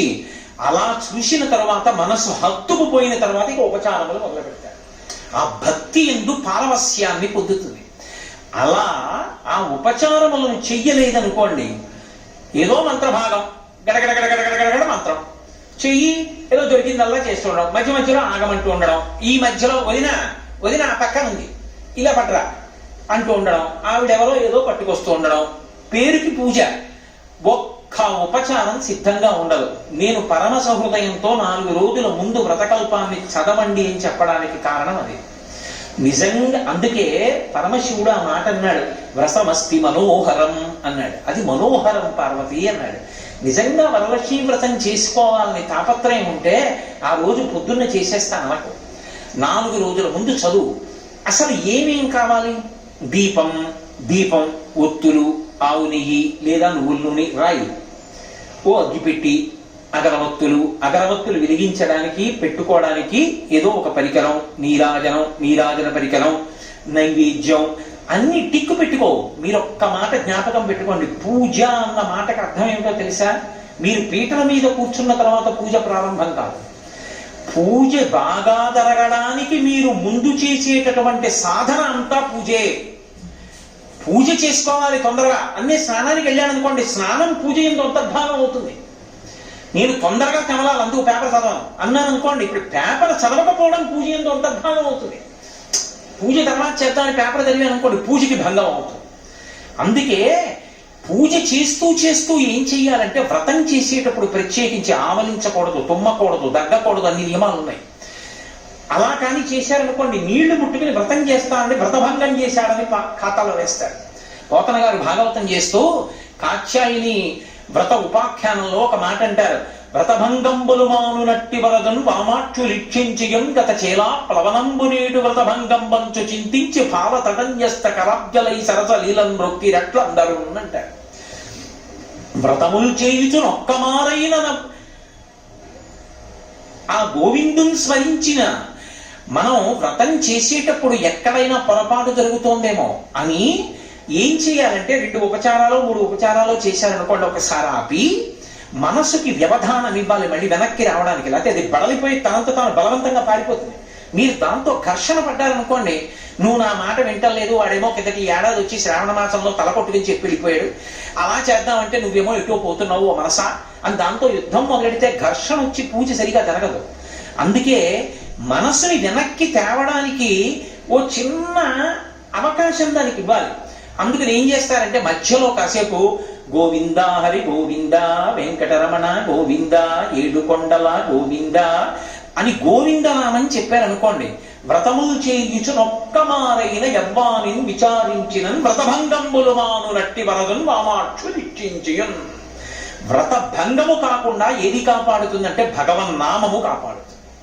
అథవా శ్రీమాత్రే నమః శ్రీమాత్రే నమః శ్రీమాత్రే నమః అని అండమో, పక్కన సౌందర్యలహరి పెట్టుకుని తీసి నీకో శ్లోకం అలవాటైతే చక్కగా పైకి అవిద్యానామంతస్తివిరమిహిరోత్తీపనగరి జనానాం చైతన్యస్తవకమకరంద శృతిఝరీ దరిద్రాణాం చింతామణిగుణనికా జన్మజలధౌ నిమగ్నానాం దంస్ట్రా మురరిపు వరాహస్య భవతి అని మళ్ళీ మొదలు పెట్టారనుకోండి, వ్రత భంగము పొరపాటు ఎక్కడ జరిగిందో దాన్ని దిద్దుతుంది ఆ నామం. దిద్ది వ్రతం పూర్తవడానికి కింద తీసుకెళ్తూ ఉంటుంది. అందుకని భగవన్నామమును పలుకుతుండు వ్రతం చేసేటప్పుడు, లేకపోతే వ్రతభంగం జరిగిపోయే అవకాశం ఉంది. అందుకు భర్తకి నమస్కారం చేస్తే భర్త పనాకు చెప్తాడు ఇంట్లో, అమ్మ వ్రతం చేస్తోంది పలకరించకండి మాట్లాడకండి కాసేపు. కొడుకుంటాడు, భర్త పక్కన ఉంటాడు. దీనికి ఒక ఉపచారం జరుగుతుంటే తర్వాత ఉపచారం ఆవిడికి కాస్త దూరంగా పెట్టుకుంది, ఏదో పొరపాటున పాపం ఇన్ని రాసుకుంది, కానీ ఆ నీరాజన పరికరం తీసుకెళ్ళి అక్కడ పెట్టుకుంది, తను ఇక్కడ కూర్చుంది. ఇప్పుడు పీటల నుంచి లేచిపోకూడదు. అలాగని చాపి ఎక్కడో ఉన్న నీరాజన పరికరాన్ని అందుకునే ప్రయత్నం చేస్తే గబుక్కుని పడిపోతారు కూడా. నైవేద్యం అయిపోయింది, తాంబూలం అయిపోయింది, అక్కడెక్కడో ఉంది నీరాజన పరికరం. రోజు పూజ చేయట్లా భర్త తెలియదు నీరాజనం ఇవ్వాలి ఆవిడని, కాస్త పరికరాన్ని దగ్గరికి తీసుకొచ్చి చేతికి అందిస్తాడు. పక్కన కొడుకో భర్తో ఉంటారు. ఎందుకని? అమ్మ వ్రతం పూర్తవ్వాలి. వ్రతం పూర్తవడానికి వీళ్ళందరూ ఉపకరణం కింద నిలబడతారు. నిలబడితే అప్పుడు ఆ ఇంట్లో ఏమైంది? ఆవిడ ఒక్కతే కాదు వ్రతం చేస్తున్నది, అందరూ వ్రతమే చేస్తున్నారు. అది అమ్మ సేవ చేయడం వ్రతంలో. అంటే వ్రతం చేసుకుంటున్న అమ్మకి సేవ చేసి బిడ్డలు తరిస్తారు. కొడుకు పక్కన ఉండాలి, అల్లుడు ఉండాలి. పోని కూతురు ఎక్కడో పెళ్లి చేసుకుని కూతురు ఎక్కడో చేసుకుంటుంది, అల్లుడు అక్కడ ఉన్నాడు. కొడుకు ఉండాలి, కోడలు అత్తగారి పక్కన కూర్చుని చేసుకుంటోంది, భర్త పక్కన ఉండాలి. అంతేగాని ఆవిడ చేసుకుంటోందని ఈ పేపర్ చదువుకోవడం టీవీ చూసుకోవడం కాదు. అసలు నిజంగా చెప్పాలంటే ఎవరు చేయించాలి వ్రతం అంటే భర్త చేయించాలి. ఎందుకని అంటే భర్త గురువు, ఆయన చేయించాలి వ్రతం. అథవా నీకు రాదు పోని వదిలిపెట్టేసి ఏ ఉపచారంతో నీరాజనం అన్నప్పుడు కర్పూరం వెలిగించేది దూరంగా ఉందని అర్థం కావట్లేదా? అదైనా దగ్గరికి తీసుకెళ్లి అందించాలి. పాపం బతికున్నంత కాలం వండి పెడుతోంది, ఒక్క వ్రతం చేసుకుంటున్నప్పుడు నీరాజన పరికరం అందించద్దు. తీసుకెళ్లి నీరాజన పరికరాన్ని దగ్గరగా అందించాలి. అప్పుడు ఆ ఇంట ఉన్నటువంటి ఐకమత్యతకి ఆ భక్తికి ఆవిడ ప్రీతి చెందుతుంది. ఇది చారుమతీ వృత్తాంతం చేత ప్రతిపాదింపబడిన విషయం. అందుకు శివుడు అన్నాడు, పార్వతి ఇది మనోహరం. మనోహరం అంటే మనస్సుని హరిస్తుంది. ఎప్పుడు చూసే వాళ్ళకి వినే వాళ్ళకి కూడా అబ్బా ఎంత బాగుందో, నిజంగా ఎంత బాగా చేసుకుందో ఆవిడ వరలక్ష్మి వ్రతం, మా అందరికీ కూడానండి ఏమిటో వ్రతం చేసుకున్న అనుభూతి కలిగిందండి అంట. అంత గొప్పగా చెయ్యాలి. అంత గొప్పగా చెయ్యాలంటే చక్కగా శ్రావణ శుక్రవారం వస్తోంది అంటే లక్ష్మీవారం నాడు మధ్యాహ్నమే మామిడి మండలు తెచ్చుకుని తోరణాలు కట్టుకుని, అయిన దానికి కాని దానికి పనివాడు పనిపిల్ల తోరణాలు కట్టక్కర్లేదు, ఇంట్లో వాళ్ళు కట్టుకోవచ్చు తోరణం. ఓ తోరణం కట్టుకుని అదంతా కూడా వ్రతంలో అంతర్భాగం. నీ గుమ్మానికో అన్ని గుమ్మాలకి చక్కగా మామిడి తోరణాలు కట్టుకుని, శ్రావణ మాసంలో ఎక్కడ మామిడి పువ్వు మామిడికాయ ఉండదు. ఎక్కడికెళ్ళి మామిడి చెట్టుకు 4 మండలు పోసుకుంటారన్నా ఎవరు ఏమనరు. తెచ్చుకుని ఆకులు కట్టుకోవడం ఎందుకు? 4 కొమ్మలు వెళ్ళి తెచ్చుకోలేవు. తెచ్చుకుని చక్కగా తోరణం కట్టుకుని ఇంటికి లక్ష్మీప్రదంగా గడపలన్నిటికీ కూడా పసుపు రాసుకుని బొట్లు పెట్టుకుని, అది వ్రతమస్తి మనోహరం. ఏవేవి లక్ష్మీ స్థానములో ఆ లక్ష్మీ స్థానములన్నీ కూడా అలంకృతము కావాలి. అసలు లక్ష్మీదేవి పరవశించిపోవాలి ఆ ఇంటి ఉత్సాహానికి. అదంతా కూడా ప్రకటనమయ్యేది పూజలో. అసలు దానికి ముందు నేపథ్యం ఎంత సంతోషమో ఆ వ్రతం చేయడంలో. అంత మనోహరంగా వ్రతం చేస్తే అదంతా పూర్తి చేసి తోర పూజ అంటారు. అంటే ఈమె వ్రతమాచరణ పూర్తి చేసినది అని నవగ్రంథులని 9 గ్రంథులకు పూజ చేస్తారు. ఒక్కొక్క ముడి ఒక్కొక్క రకమైన అభ్యున్నతికి కారకం. మనకి ఎప్పుడైనా జ్ఞాపకం పెట్టుకోండి, 9 మీదే ఆధ్యాత్మ తత్వం అంతా నడుస్తుంది. వినాయక నవరాత్రులు, శారదా నవరాత్రులు, వసంత నవరాత్రులు. ఏమిటి నవరాత్రులు? రాత్రులు ఏం చేశాం మనం? రాత్రి అన్న పూజ చేస్తామా? పోనీ శివరాత్రి అంటే జాగరణ చేస్తాం. మరి నవరాత్రులు ఏమిటి? 9 రాత్రులు ఏం చేస్తారు? ఏమీ చేయరు. ఎప్పుడు ఎలా పడుకుంటారు అలా పడుకుంటారు. మరి రాత్రులు అన్న పేరు ఎందుకు వచ్చింది అంటే మీరు ఒకటి బాగా గుర్తుపెట్టుకోండి, 9 తర్వాత ఏమొస్తుంది? 10 వస్తుంది. 10 అంకె కాదు, సంఖ్య. 2 ఉంటాయి కాబట్టి 9 అంకె. అంకెలలో పెద్దది 9. అంకెలు దాటిపోతే 10 వస్తుంది. 10లో ఏముంటాయి? 1 ఉంటుంది, పక్కన 0 ఉంటుంది. ఆ 1 ఏమిటి? పరమాత్మ. అది తప్ప ఇంకొకటి లేదు. దాని పక్కన నువ్వేమయ్యావు? 9 పూర్తి చేస్తే పూర్ణమద పూర్ణమిదం పూర్ణాత్ పూర్ణముదచ్యతే పూర్ణస్య పూర్ణమాదాయ పూర్ణమేవావశిష్యతే. పూర్ణమయ్యావు. అది 10. 9 చేస్తే 10లోకి వెళ్ళిపోతావు. ఆ 10లోకి వెళ్ళిపోవడానికి 9 చెయ్యాలి. నువ్వు పూర్ణత్వం పొంది 1 పక్కకి వెళ్ళిపోతే 0కి పక్కన 1 లేదనుకోండి, విలువ లేదు. కానీ 0 ఆధ్యాత్మతత్వంలో గొప్పది. అప్పుడు సంఖ్యలలో మొదటిదాని అయిపోతావు, 10 అయిపోతావు, 1 పక్కకి చేరిపోతావు. అలా చేరిపోవడానికి నవరాత్రులు. మరి రాత్రి ఏమిటి? రాత్రి అంటే చీకటి. చీకట్లో ఏమవుతుంది? సత్యాసత్య వస్తు వివేకం పోతుంది. అది తాడో తెలియదు, పావో తెలియదు. దీపం వచ్చిందనుకోండి తెలిసిపోతుంది. అక్కడికి తీసుకొచ్చి చెక్ బుక్ పెట్టండి, LIC పాలసీ పెట్టండి, లేకపోతే చదువుకున్న డిగ్రీ సర్టిఫికేట్ పెట్టండి, ఉద్యోగం ఆర్డర్ పెట్టండి, లేకపోతే మీకు ఎన్ని సన్మాన పత్రాలు ఉన్నాయో తీసుకొచ్చి అక్కడ పెట్టండి. అది తాడో పామో ఏం తెలియదు. దీపం పట్టుకొస్తే తెలుస్తుంది తాడో పాము. అలా 9 రాత్రులు అన్న మాటకు అర్థం ఏమిటంటే చీకటి, జన్మ పరంపరల యందు ఉన్నటువంటి అజ్ఞానం అనేటటువంటి చీకటి పోవడానికి 9 రోజుల ఉపాసన 1 పక్కన 0గా పూర్ణత్వంలోకి తీసుకెళ్తుంది. అలా తీసుకెళ్ళగలిగినటువంటి శక్తి నాకు అనుగ్రహింపబడాలి. ఆ పూర్ణత్వం ఇక్కడి నుంచి అక్కడ వరకు వెళ్ళాలి నాకు. పూర్ణము అన్న మాటకు అర్థం నిండుగా ఉండుట. అందుకే మనకి సనాతన ధర్మంలో లేదు అన్న మాట వాడరు. లాకి ఏత్వం ఆ ఇంట్లో తెలియదు అంటారు. ఏమైనా అడిగితే ఒకవేళ నిజంగా లేవు అనుకోండి, నిండుకున్నాయండి అంటారు. మంగళప్రదంగా చెప్తారు. అయ్యా మీ ఇంట్లో కొద్దిగా ఉప్పు ఉందేమిటి? ఉప్పు అసలు లేదన్న మాట వాడరు. అయ్యా మీ ఇంట్లో కందిపప్పు ఉందేమిటండి అన్నారు అనుకోండి, అయ్యో నిన్ననే కందిపప్పు నిండుకుందే అంటే నిండుకుందే అంటే లేదు అన్న మాట వాడకుండా నిండుకుంది అంటే కందిపప్పు లేదు అని ఇంకొకలా చెప్పినట్టు తప్ప అమంగళకర వాక్కు ప్రయోగించారు. అలా పూర్ణత్వం పొందడం అంటే ఇక్కడ పూర్ణత్వం దగ్గర నుంచి పూర్ణం అంటే ఎలా ఉండాలి? తరిగిపోవడం ఉండకూడదు. తరగకుండా ఎలా ఉంటుందండి? తరగకుండా ఉంటుంది. 2 కారణాల చేత ఉంటుంది. ఒకటి, భగవత్ అనుగ్రహం ఉంటే మీరు ఎంత ఖర్చు పెడుతున్నారో అంతా వస్తుంది. ఎలా వస్తుంది అంటే నూతిలోకి నీరు వచ్చినట్టు. నూతిలో నీరు తోడుతూనే ఉన్నాడు, జలం పుడుతూనే ఉంది. ఎక్కడి నుంచి నీరు వచ్చింది నీకు తెలియదు, తోడడం ఒక్కటే నీకొచ్చు. అలా ఎంతమందికి ఎన్ని పెట్టు ఆ ఇంట సమృద్ధి కలుగుతూనే ఉంటుంది. దేని చేత?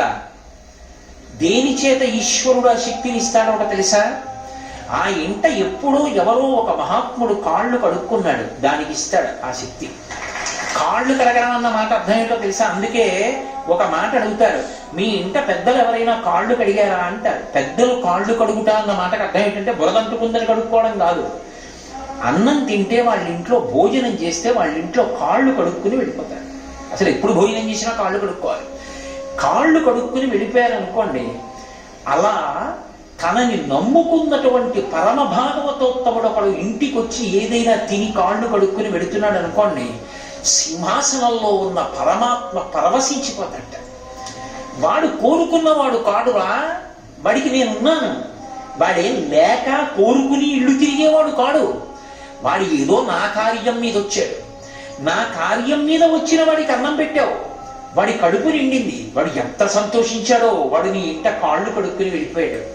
వాడు కాళ్ళు కడుక్కుని వాడు బ్రేవుమని తేలిస్తే, రామాయణంలో చెప్తారు, వాడు బ్రేవుమని తేలిస్తే దేవతలందరూ కూడా పరిపుష్టి కలగాలి ఇంటికని ఆశీర్వచనం చేస్తారు.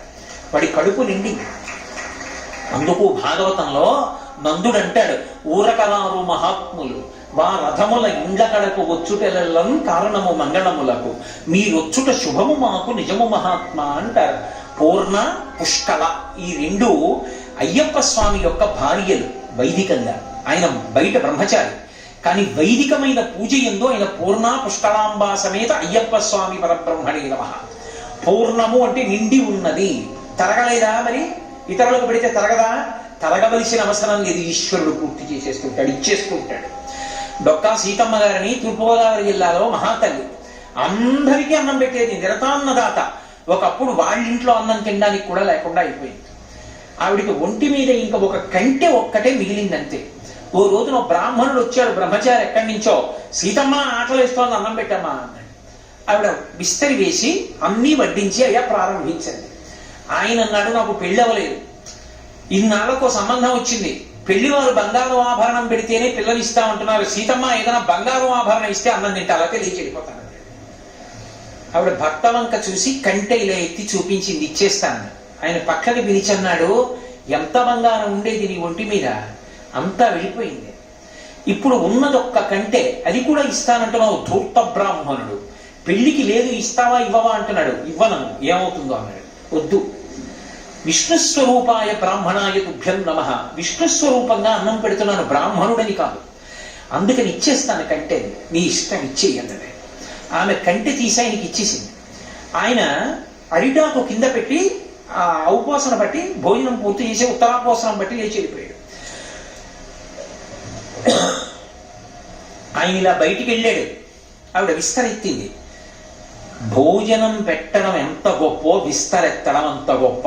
బాగా గుర్తుపెట్టుకోండి, భోజనం పెట్టడం కన్నా విస్తరెత్తడమే గొప్ప. ఎందుకంటే ఒక్కొక్క ఇంట్లో భోజనం పెట్టి పనిపిల్లని పిలుస్తారు విస్తరలు తీసేయమని, ఫలితం వాళ్ళకి వెళ్ళిపోతుంది. ఎవరు తీస్తారు అంటే యజమాని తీస్తారు. నేను ఈ విషయం గొప్పగా చెప్పుకుంటున్నాను అనుకోకండి, నా ఇంట నేను ఎప్పుడైనా ఎవరికైనా పరమాత్మ నాకు దేవతార్చన చేసే శక్తినిస్తే వాళ్ళ విస్తళ్ళు నేనే ఎత్తుతాను. ఎందుకనంటే అది గొప్ప కోసం కాదు.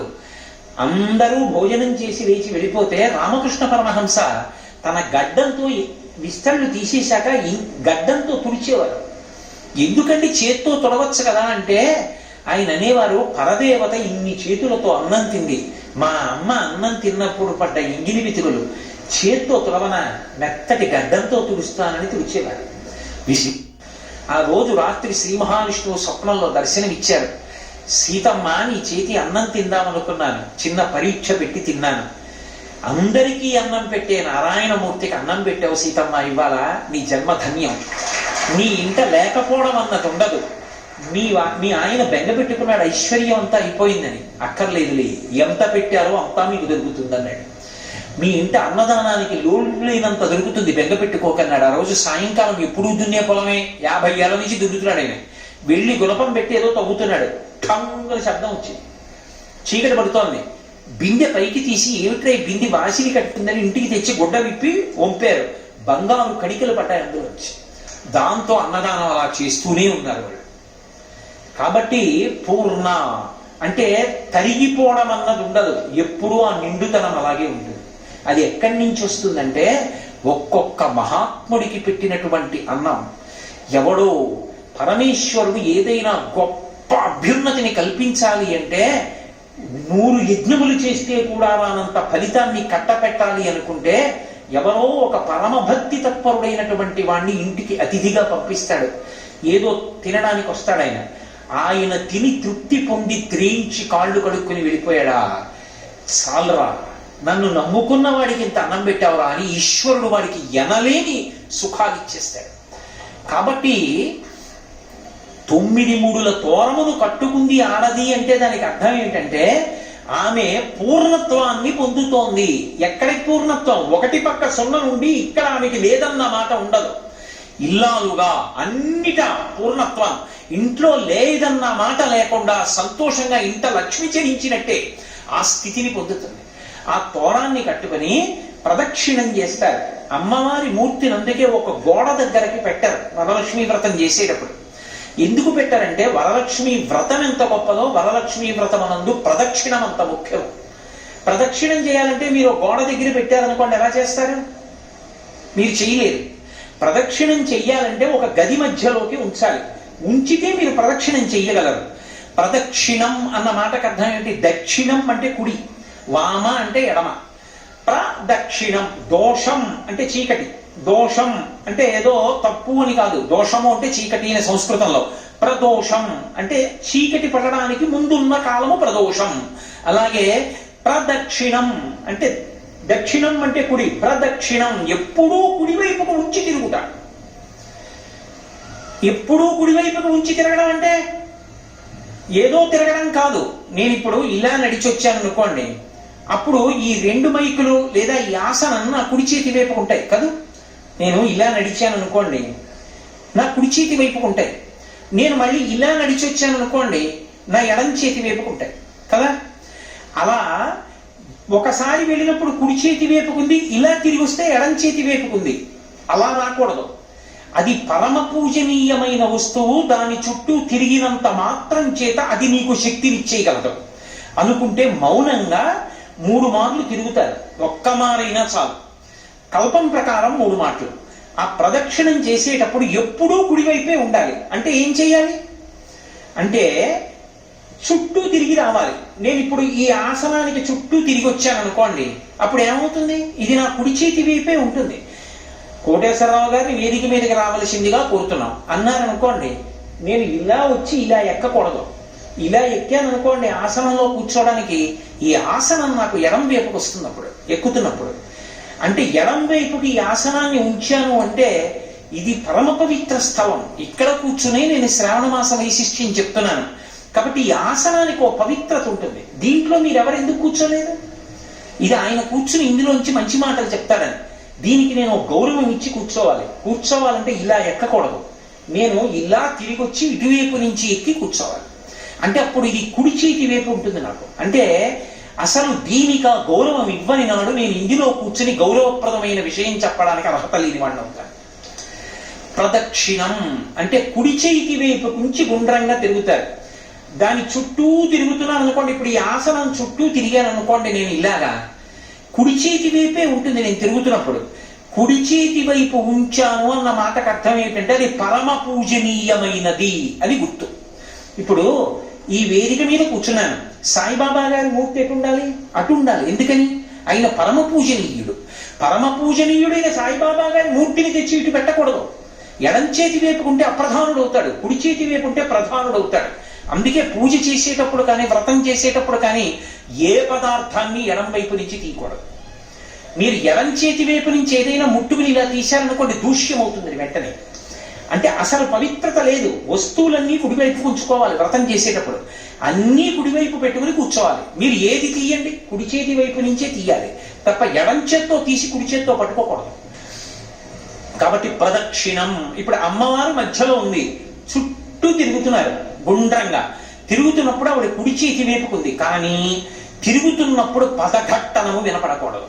అంటే పాదముల యొక్క చప్పుడు గట్టిగా దమ్ దమ్ అని వినపడడం కానీ, కలశ కదలడం కానీ, కలశలోకి ప్రకంపన రావడం కానీ జరగకూడదు. అంటే బహుమెల్లగా నడవాలి. ఆ నడిచేటప్పుడు 2 చేతులు జోడించి అమ్మవారు సింహాసనంలో కూర్చుని ఉండగా ఆవిడ చుట్టూ నేను తిరుగుతున్నానన్న భావనతో తిరగాలి. 3 మార్లు తిరిగి పంచాంగ నమస్కారం చెయ్యాలి. ఆడవారికి సాష్టాంగ నమస్కారం లేదు, ఒక్క పురుషుడికే సాష్టాంగ నమస్కారం తప్ప ఆడవారికి సాష్టాంగ నమస్కారం ఏ కారణం చేత చేయకూడదు. ఒకవేళ చేశారనుకోండి, మీరు వ్రతం చేస్తుంటే మీరు ఎవరిని ఉద్దేశించి వ్రతం చేస్తున్నారో ఆ దేవత, మీరు దేవాలయంలో చేస్తే దైవము సిగ్గుతో తలంచుకుంటాడు. ఎందుకో తెలుసా? ఆడదానికి మినహాయింపు ఇచ్చాడు పరమేశ్వరుడు.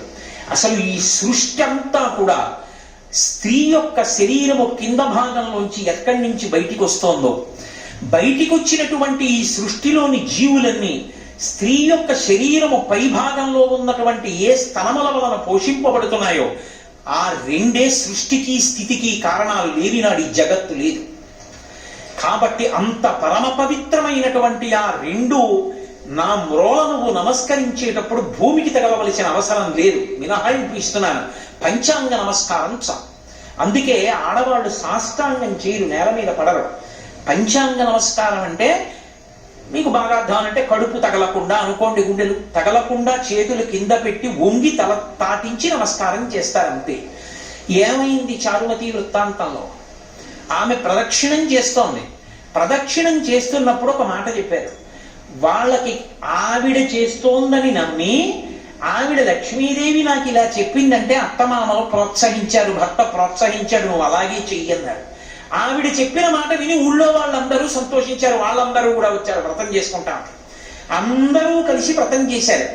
అందరూ కలిసి వ్రతం చేసి అమ్మవారికి ప్రదక్షిణ చేస్తున్నారు. ఏమొచ్చిందప్పుడు? వాళ్ళకి ఆభరణములు అమరై. మీరు బాగా చదువుకుంటారు కథ, వింటూ ఉంటారు.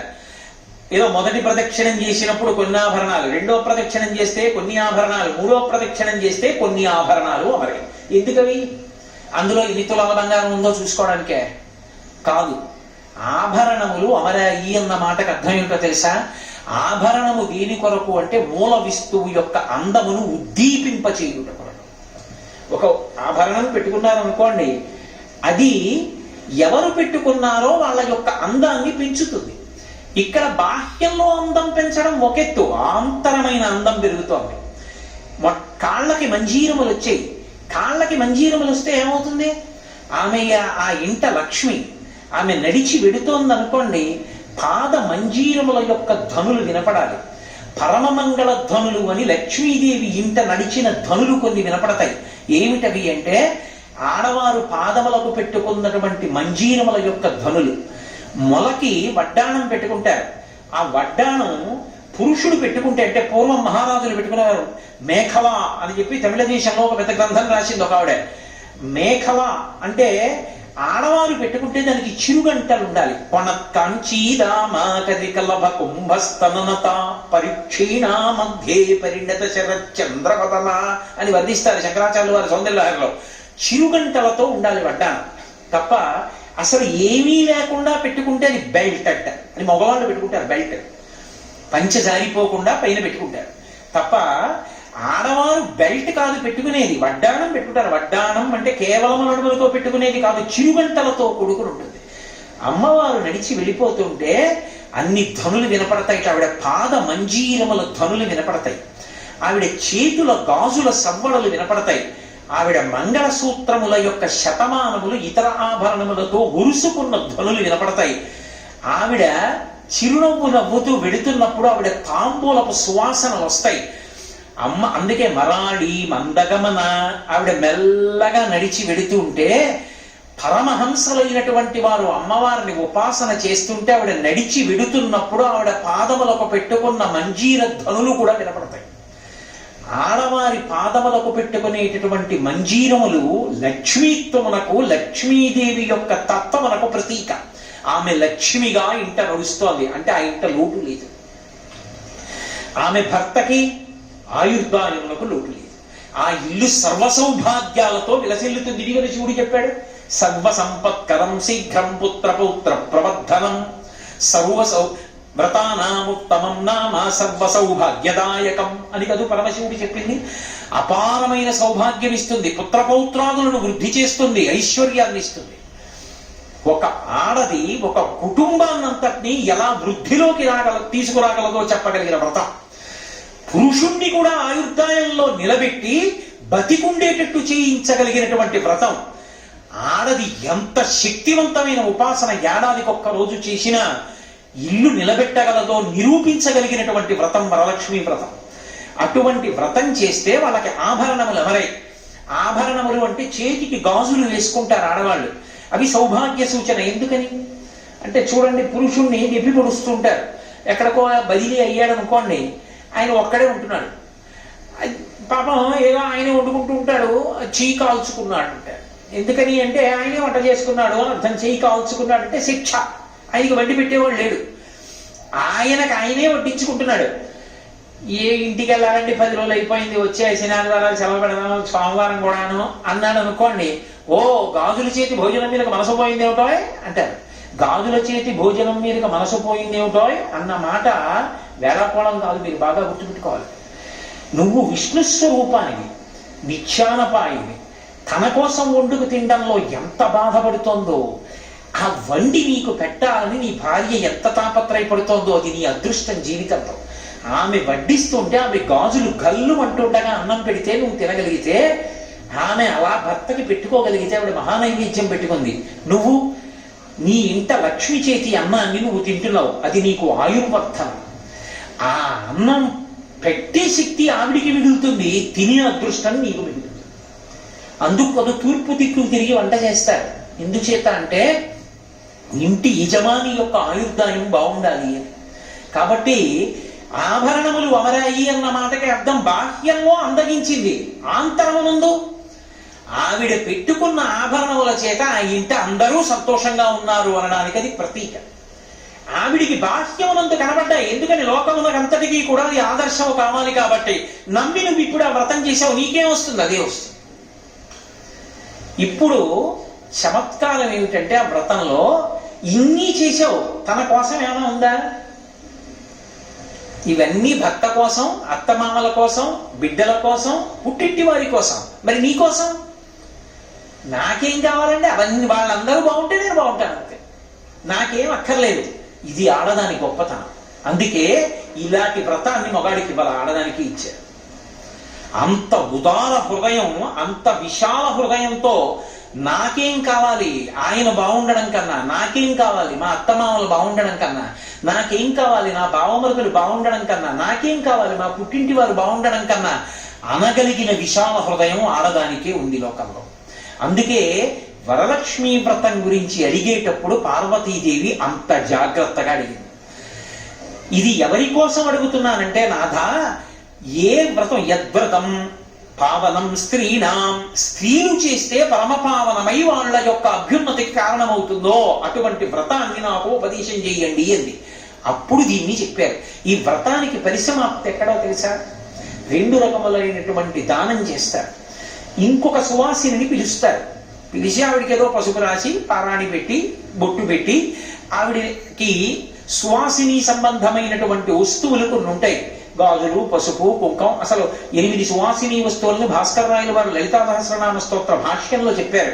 అలాంటి రోజున అలాంటి వస్తువులు ఇవ్వాలి. అసలు అనుములు, కాకాకు, ఆ తర్వాత విరిగిపోయినటువంటి ఆవు పాలు, ఇలాంటివి 8 వస్తువులు ఉన్నాయి.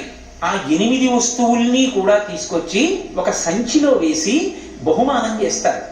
అలా బహుమానం చేస్తే సౌభాగ్య వస్తు ప్రదానం చేసినట్టు, దాని చేత సౌభాగ్యం నిలబడుతుంది.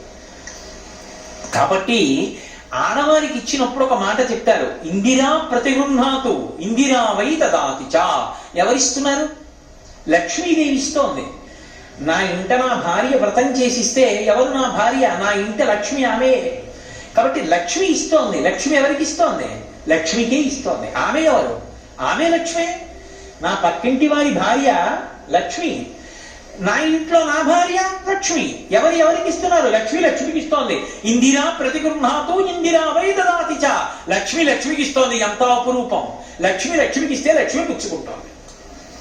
నేను అద్దం దగ్గరికి వెళ్ళి నించిన బొట్టు సరిగ్గానే పెట్టుకున్నానా అని చూసుకున్నాను, అంత గుండ్రంగా రాలేదు అనిపించింది. ఇప్పుడు ప్రతిబింబానికి దిద్దుతానా, బింబానికి దిద్దుతానా? నేను పెట్టుకున్న బొట్టు గుండ్రంగా లేకపోతే వేలుతో సర్దుకుంటాను. సర్దుకుంటే ప్రతిబింబానికి గుండ్రంగా ఉందనుకోండి, ఓ బింబానికి గుండ్రంగా ఉంది. బింబ ప్రతిబింబముల మధ్య భేదము లేనట్టే ఈమె లక్ష్మి, ఆమె లక్ష్మి, ఇద్దరు లక్ష్ములే. ఈమె లక్ష్మిగా ఉండి నా శాంతికి కారణం, ఆమె లక్ష్మిగా ఉండి నా అభ్యున్నతికి కారణం. ఎలా అంటే, నేను ఇలా వీధిలోకి వచ్చాను, ఎదిరింటి ఇల్లాలు బయటికి వచ్చింది. నేను వెంటనే ఆవిడ పాదాల వంక ఒకసారి చూసి మనసులో ఒక నమస్కారం చేసుకుని చెప్పులు వేసుకెళ్ళిపోయాను. ఏదో ఇలా అనలేదు, ఇలా ఒక్కసారి పాదాల వంక చూసి ఇలా కళ్ళు మూసుకొని చెప్పులు వేసుకెళ్ళిపోయాను. నా తల్లి లక్ష్మి. ఎందుకంటే ఆవిడ గృహలక్ష్మి, గృహే ఆవిడ ఎక్కడెక్కడ ఎలా ఉంటుందో ఇంద్రుడికి చూపించింది. కైలాసే పార్వతీత్వం చ క్షీరోధే సింధు కన్యక స్వర్గే చ సర్గలక్ష్మిస్త్వం మత్స్యలక్ష్మిశ్చ భూతలే వైకుంఠీ చ మహాలక్ష్మీ దేవదేవీ సరస్వతి గంగా చ తులసీత్వం చ సావిత్రి బ్రహ్మలోకగా కృష్ణ ప్రాణాదిదేవి త్వం గోలోకే రాధికా స్వయం రాసే రాసేశ్వరీత్వం చ బృందావనే. ఆవిడ ఎక్కడెక్కడ ఏ లోకంలో ఏ పేరుతో ఉంటుందో చెప్పి రాజ్యలక్ష్మి రాజగేహే గృహలక్ష్మి గృహే గృహే.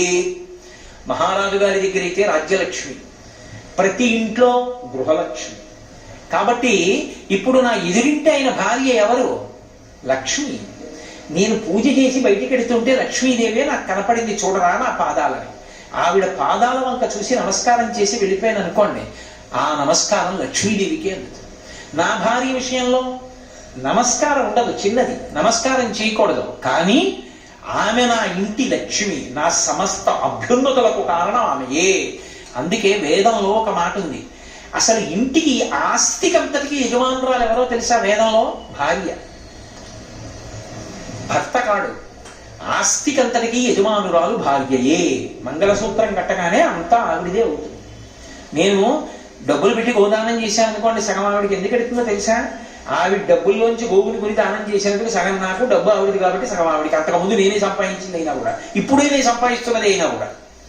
ఎందుకంటే సహజంగా ఆవిడ ఇంటికి యజమానురాలు. నేను అబద్ధం చెప్పాను అనుకుంటే మీరు వివాహ ప్రకరణానికి సంబంధించి వేద వ్యాఖ్యానాలు చూడండి. అంత పెద్ద స్థానం ఇచ్చి గౌరవించింది. వేరొక ఇల్లాలికి వేరొక సువాసినికి దానం చేస్తారు, దాంతో ఒక స్థాయిలో పూర్తవుతుంది. అసలు వరలక్ష్మీ వ్రతం అంతా ఎప్పుడు పూర్తవుతుంది అంటే, ఒక మాట చెప్పారు, అది పూర్తి అయింది అని ఎప్పుడు పిలవాలంటే వృద్ధుడైనటువంటి ఒక బ్రాహ్మణుణ్ణి పిలవాలి. గంధాధిభిరలంకృత్వా సుశీలం వృద్ధభూసరం భూసురం. సుశీలం మంచి నడవడ కలిగినటువంటి వృద్ధుడైనటువంటి భూసురుడు. వృద్ధుడైన భూసురుడు అన్న మాటకి రెండు అర్థాలు ఉంటాయి. వృద్ధుడైన బ్రాహ్మణుడు అంటే శరీరమునందు వయసు చేత వృద్ధుడైన వాడు ఒక అర్థం. ఆయన వయసుతో నీకు సంబంధం లేదు, ఆయన జ్ఞానము చేత వృద్ధుడైనటువంటి వాడు. పిలిచి కూర్చోపెట్టి గంధాధిభిరలంకృత్వా, చందనాన్ని తీయాలి. మన ఇంట సానా గంధపు చెక్క ఉండాలి, ఎందుకంటే ఏది పడితే అది చర్మానికి రాస్తే పొక్కుతుంది. చందనానికి ఆ ఇబ్బంది ఉండదు. నిజంగా తీసిన చందనం చల్లగా ఉంటుంది. చందనాన్ని అలంకారం చేస్తే వెంటనే అతిథి రూపంలో ఉన్నటువంటి విష్ణువు ప్రీతి చెందుతాడు. అది విష్ణువుకి సమర్పణం అయిపోతుంది. అందుకే ఎవరింటికన్నా భోజనానికి వెడితే ఇంట ఏం చేస్తారంటే, భోజనం అవగానే చందన పాత్ర తీసుకొచ్చి అక్కడ పెడతారు. వాళ్ళ అలంకారం చేయరు, అక్కడ పెడతారు. పెడితే ఏం చేస్తారంటే చందనం తీసి చీకడుక్కుని కాళ్ళు కడుక్కుని వచ్చిన తర్వాత ఆ చందన పాత్రలోంచి కొంచెం చందనం తీసి తల ఇలా పెట్టుకుంటాడు. చందనం పెట్టేసుకున్నాడు అంటే భోజనం అయిపోయింది అని గుర్తు. చందనం పెట్టుకోవడానికి చందనం ఇస్తే ఆయన చందనాలంకృతుడైతే విష్ణువు చందనము చేత అలంకృతుడైపోతాడు. అది విష్ణు ప్రీతికి కారణమైపోతుంది. అందుకని ఇంట ఎవరైనా వస్తే వారికి పెట్టిన భోజనం దేనితో పూర్తవుతుంది అంటే చందనం ఇవ్వడంతో పూర్తవుతుంది. అందుకే మీరు ఎప్పుడైనా చూడండి, ఇంటికి ఎవరినైనా పిలిచారనుకోండి, మేము మీకు అన్నం పెడతామండి, మీరు అన్నం లేని వాళ్ళు కదండి, మా ఇంట్లో బూట్లు వేసుకుని తెల్లబట్టలు వేసుకుని కొంతమంది నించుంటారు, మీరు ఒక కంచం పెట్టుకుని అడుక్కు తినే వాళ్ళల్లా ఒక్కొక్కరి దగ్గరికి వెడితే ఓడు పప్పు, ఓడు కూర, ఓడు పచ్చడి వేస్తాడు. విందు 12 నుంచి 2:10 వస్తే అన్నం ఉండదు. అలా ఉండవు శుభలేఖలు. శుభలేఖలు భోజనం పెట్టడం అంటే కూర్చోబెట్టి వడ్డన చేస్తారు. మేము అన్నం పెడతామండి అందరూ, విందు ఇంకోటి అలా రాయరు, దేవతార్చన అంటారు. అప్పుడు ఏమిస్తావు? అన్నం, అన్నంలోకి పప్పు, లేకపోతే ఫలానా చోటు నుంచి కాజాలు తేవడం, ఇలా ఉండవు. అందులో మదర్పిత చందన తాంబూలాది సత్కారములను గ్రహించి ఈ రెండే రాస్తారు. ఎందుకో తెలుసా? వచ్చిన వాడిని నువ్వు పరిపూర్ణంగా సత్కరించేశావని గుర్తు ఏమిటంటే, గౌరవించావని గుర్తు తాంబూలం ఇస్తారు. తాంబూలం అంటే డబ్బులని కాదు నా ఉద్దేశం.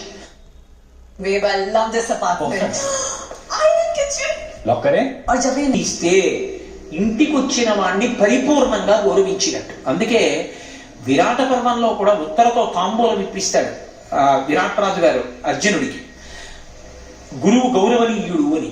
కాబట్టి చందన, నీకు గంధం రాస్తాను. ఎప్పుడు రాస్తావు? లోపలికి ఎడుతున్నప్పుడు పువ్వులు ఇవ్వడం, లేకపోతే నీళ్లు చల్లడం, ఆ వచ్చిన వాళ్ళందరి మీద ఒళ్ళు తెడిచిపోయేటట్టుగా రాయడం, లేకపోతే సెంటెట్టుకు వచ్చి వాడికి పరిశం పడుతుందేమో చూడకుండా కొట్టేయడం, అవి కాదు అలంకారాలంటే. ఆయన కడుపు నిండా భోజనం చేసి అందరి దగ్గర బ్రేవ్ బ్రేవ్ అన్న శబ్దాలు వినపడాలి. అలా తిని వాళ్ళు లేచి కాళ్ళు కడుక్కుని వెడుతూ ఉంటే వాళ్ళకి చందనాలంకారం చేస్తారు, అంటే చందనం రాస్తారు వాళ్ళకి. అలా చందన తాంబూలాది సత్కారములను గ్రహించి, అందుకని వ్రతం ఎప్పుడు పూర్తవుతుంది అంటే చందనాభిలలంకృత్వ, ఆ చందనము మొదలైనటువంటి వాటితో సుశీలం వృద్ధభూసురం, వృద్ధుడైనటువంటి బ్రాహ్మణుణ్ణి తీసుకొచ్చి కూర్చోపెట్టి అమంత్రకం, అంటే మంత్రం చెప్పక్కర్లేదు, కాస్త చందనం తీసి ఆయనకి రాసి, కాసిన అక్షతలు తీసి ఆయన పాదాల మీద వేసి, కాసిన పువ్వులు తీసి ఆయన పాదాల మీద వేసి, పుష్పహారం వేయరు. పరపురుషుడి మెడలో స్త్రీ హారం వేయకూడదు, ఒక్క భర్త మెడలోనే వేస్తుంది. అందుకని పుష్పములు పాదముల మీద వేసి, అప్పుడు ఏం చెయ్యాలి అన్నది కూడా శాస్త్రం చెప్పింది. ఏం చెయ్యాలి అంటే తస్యాం, అప్పుడు దత్వా చవాయనం ద్వాదశాపూప సంయుతం. అపూపము అంటే పిండి వంట. వండిన అన్నం కానీ, వండిన కూరలు కానీ, వండని పళ్ళు కాయలు కానీ ఇవ్వకూడదు. వండినటువంటి పిండి వంటలు 12 ఇవ్వాలి. 12 అంటే 12 రకాల పిండి వంటలు చేయించావు, మంచిదే. 12 రకాలు చేయించలేదు, 12 ఉండ్రాళ్ళు పెట్టు. 12 అంకెకి తగ్గకూడదు. 12 అంకె ఎందుకు అంటే 12 నెలలకి సంకేతం. 12 నెలలలోనూ నువ్వు దానాలు చేసినట్టే, బ్రాహ్మణ పూజ చేసినట్టే. ద్వాదశాపూప సంయుతం, అవి పిండి వంటలై ఉండాలి. ఆ పిండి వంటలు 12 వాయనంగా పెట్టి సుశీలం వృద్ధభూసురం ఆ బ్రాహ్మణుడికి, ఆయన దగ్గర ఇందిరా ప్రతిగృహాకు ఇందిరా వైతదాతిచ ఉండదు. ఆయన విష్ణుస్వరూపంగా భావన చేసి నీకు అనడం వస్తే విష్ణుస్వరూపాయ బ్రాహ్మణాయ తుభ్యం నమః. నీకు అనడం రాకపోతే వంగి 2 చేతులు ఇలా పెట్టకు, ఈ చెయ్యి మీద ఈ చెయ్యి వెయ్యాలి. ఎందుచేత అంటే ఆయన ఇలా నిలబడ్డాడు అనుకోండి, ఆయన ఇలా నిలబడినప్పుడు ఆయన కుడి పాదం ఇటు ఉంటుంది, ఆయన ఎడం పాదం ఇటు ఉంటుంది. నేను ఇలా పెట్టాను అనుకోండి, ఎడం పాదం మీద కుడి చెయ్యి, కుడి పాదం మీద ఎడం చెయ్యి పెట్టినట్టు అవుతుంది, అప్పుడు దోషం వస్తుంది. నేను కుడి చెయ్యి ఎడం చెయ్యి మీద పెట్టి పాదములను ఎప్పుడూ ముట్టుకోకూడదు. ఎవరికైనా పెద్దలకి నమస్కారం చేసేటప్పుడు వాళ్ళ పాదాలు ఏ కారణం చేత ముట్టుకోవడానికి వీల్లేదు, స్పృశించకూడదు. అది ఒక్క మంత్రోపదేశం చేసినటువంటి గురువుగారు అనుగ్రహిస్తే అప్పుడు ఒక్కసారి గురువుగారి పాదాల మీద తలపెట్టి నమస్కరిస్తారు. మిగిలిన సమయాలలో పెద్దలు నమస్కరిద్దాం అనుకుంటే వారు నిలబడిన చోట భూమిని ముట్టుకోవాలి. ఇలా 2 చేతులతో ముట్టుకుని నమస్కారం చేయాలి తప్ప వాళ్ళ పాదాలు ముట్టుకోవడం దోషభూయిష్టం, తప్పు. అలా ఎప్పుడు చేయకూడదు, అసలు అలా ముట్టుకోకూడదు. కాబట్టి అలా నమస్కారం చేసి ఆయన అక్షతలు వేస్తాడు. అది చెప్పక్కర్లేదు కదా కథలో. ఆయన అక్షతలు వేసి ఆశీర్వచనం చేస్తాడమ్మా, దీర్ఘ సుమంగళి భవ పుత్రపౌత్రాభివృద్ధిరస్తు అంటాడు. ఆయన అన్న మాట విష్ణువు నోటి నుండి వచ్చిన మాట, దాని చేత వ్రతము అక్కడితో పూర్తవుతుంది. నీకు సంతోషం ఉంది, బోలెడంత మంది లక్ష్మీదేవుల రూపాలలో సువాసినులు నీ ఇంట్లోకి రావాలనుంది, లోపలికి పిలుస్తారు. పిలిచి పేరంటం అంటారు. సాయంకాలం వేళ తెలుగు సంప్రదాయంలో పేరంటం పిలిచామండి అంటారు. అనేక మంది సువాసినులు వస్తారు. వచ్చిన వాళ్ళందరినీ లక్ష్మిగా భావించి చక్కగా పసుపు రాసి పారాణి పెట్టి వాళ్ళకి బొట్టు పెట్టి వాయినం ఇస్తారు. వాయినం ఇచ్చేటప్పుడు మళ్ళీ వండినవన్నీ ఇవ్వక్కర్లేదు, శనగలు తప్పకుండా ఇస్తారు. ఎందుకు శనగలు ఇవ్వడం అంటే శనగలకు ఒక ప్రత్యేకమైనటువంటి లక్షణం ఉంది. శనగ కానీ ఎవరికైనా ఇచ్చినా, శనగని దారంతో గుచ్చి దండ చేసినా అది ఎవరికి వెయ్యాలి అంటే పెద్ద స్థాయిలో ఉండేటటువంటి పరమ గురువులైనటువంటి వారి మెళ్ళో వేస్తారు ఆ హారాలు. ఇప్పటికీ ఢిల్లీలో ఒక దేవాలయం ఉంది, దాన్ని మలయ మందిర్ అని పిలుస్తారు. ఢిల్లీకి నడిబొడ్డులో ఒక చిన్న కొండ మీద ఉంటుంది సుబ్రహ్మణ్య దేవాలయం, పరమాద్భుతమైన దేవాలయం. ఆ దేవాలయం లోపలికి వెడుతుంటే ఎడంచీతి పక్కన పూలు పళ్ళు అమ్మే కొట్లు ఉంటాయి. అక్కడ శనగలు మాలలు కట్టి మేకులు పెట్టి ఉంటాయి. ఆ శనగల మాలలు ఇవ్వండి ఒకటి అన్నారు అనుకోండి, ఇవ్వడు. ఎందుకు అంటాడు. మా అబ్బాయి తింటాడు అన్నారు అనుకోండి, ఇవ్వను అంటాడు. నేను వేసుకుంటాను, ఇవ్వడు. ఇదిగో నాతో ఒక ఆయన వచ్చారు, పరమ పూజనీయుడు, ఆయనకి వేస్తాను ఇవ్వడు. అవి ఎవరికి ఇస్తారో తెలుసా? శంకర భగవత్పాదుల మెడలో వేయడానికి ఇస్తారు. పరమ గురువులైనటువంటి వారి మెడలో అంకురములు వస్తున్నటువంటి శనగలు మాల కట్టి వేస్తారు. అది పరమ గౌరవం అలా వేయడం. యాలుకల మాలలు వేస్తారు. ఇప్పటికీ కంచికామకోటిపీఠ సంప్రదాయంలో యాలుకల మాలలు వేస్తుంటారు, సుగంధ ద్రవ్య మాలలు. శనగ కానీ ఇచ్చినట్టయితే అంకుర స్వరూపంగా ఉండి అమ్మవారి యొక్క పరిపూర్ణ అనుగ్రహమునకది హేతు. అందుకని శనగలు నానపోషిస్తారు తప్ప ఎండిపోయిన శనగలు ఇవ్వరు. తడిసిపోయిన శనగలు ఇచ్చారు అంటే లోపల అంకురం ప్రారంభమైపోతుంది. ఆవిడ తీసుకెళ్ళి ఇంట్లో పెట్టుకుందనుకోండి, తెల్లవారేటప్పటికి అంకురాలు వచ్చేస్తాయి. అలా అంకురం వచ్చిన శనగలు వెళ్ళాయి అంటే, స్త్రీ పుచ్చుకుంది సువాసిని అంటే సాక్షాత్తు లక్ష్మి పుచ్చుకుందంటే, అపారమైన ఐశ్వర్యమునకు అది హేతు. కాబట్టి శ్రావణ మాసం అంతా లక్ష్మీతత్వం విశేషంగా ప్రకాశిస్తుంది. చిన్న చిన్న పనుల చేత లక్ష్మీదేవి యొక్క అనుగ్రహము పరిపూర్ణముగా కలిగేటటువంటి కాలం. కాబట్టి శనగలు తీసుకొచ్చి ఏదో అరటిపళ్ళు, తమలపాపలు, పోక చెక్కలు ఇవన్నీ పెట్టి, ఒక్కలు పెట్టి తాంబూలంతో కలిపి వచ్చినటువంటి ఆ సువాసినులందరికీ ఇస్తారు. ఇల్లంతా మంచి శోభస్కరంగా ఆ రోజంతా కూడా లక్ష్మీప్రదంగా గడుస్తుంది. ఇది వరలక్ష్మీ వ్రతము యొక్క కల్పము అని లక్ష్మీదేవి చెప్పిందని పార్వతీదేవికి పరమేశ్వరుడు చెప్తే, శౌనకాది మహర్షులకు సూతుడు చెప్తే, వ్రతం చేసేటప్పుడు బ్రహ్మస్థానంలో ఉన్న బ్రాహ్మణుడు చెప్తే, వచ్చే ఏడాది బాగా చేసుకోవడానికి మీకు నేను చెప్పాను. కాబట్టి వ్రతాన్ని చేసేటప్పుడు ఎప్పుడూ కూడా ముందుగా అధ్యవసాయ బుద్ధితో పరిశీలనం చేసి పరమ సంతోషంతో ప్రహృష్టమైనటువంటి హృదయంతో చేసుకోవాలి. వారు వీరు చెప్పిన మాట కాదు, సాక్షాత్తు శంకరుడు చెప్పాడు ఇంత గొప్ప వ్రతం పార్వతీ అని. కాబట్టి అటువంటి వ్రతాన్ని జన్మ హక్కు కాబట్టి సువాసినులకి పరమ సంతోషంగా, మన దగ్గర ఎంత లేదన్న దానితో సంబంధం లేదు, ఉన్నదానితో మనసు రమించడం ప్రధానం. ఇందాక మీకు నేను చెప్పే కదా ఉపచారాలు, అటువంటి ఉపచారములతో పరమ సంతోషంగా ఆ వ్రతాన్ని చేసుకుంటారు. అలాగే ఈ శ్రావణ మాసంలో చేసేటటువంటి వ్రతాలలో పరమోత్కృష్టమైనటువంటి ఒక పూజ ఉంటుంది, ఆషాదశమి అంటారు. ఈ శుక్లపక్షంలో నిన్నను ఏకాదశి, ఇవాళ ద్వాదశి.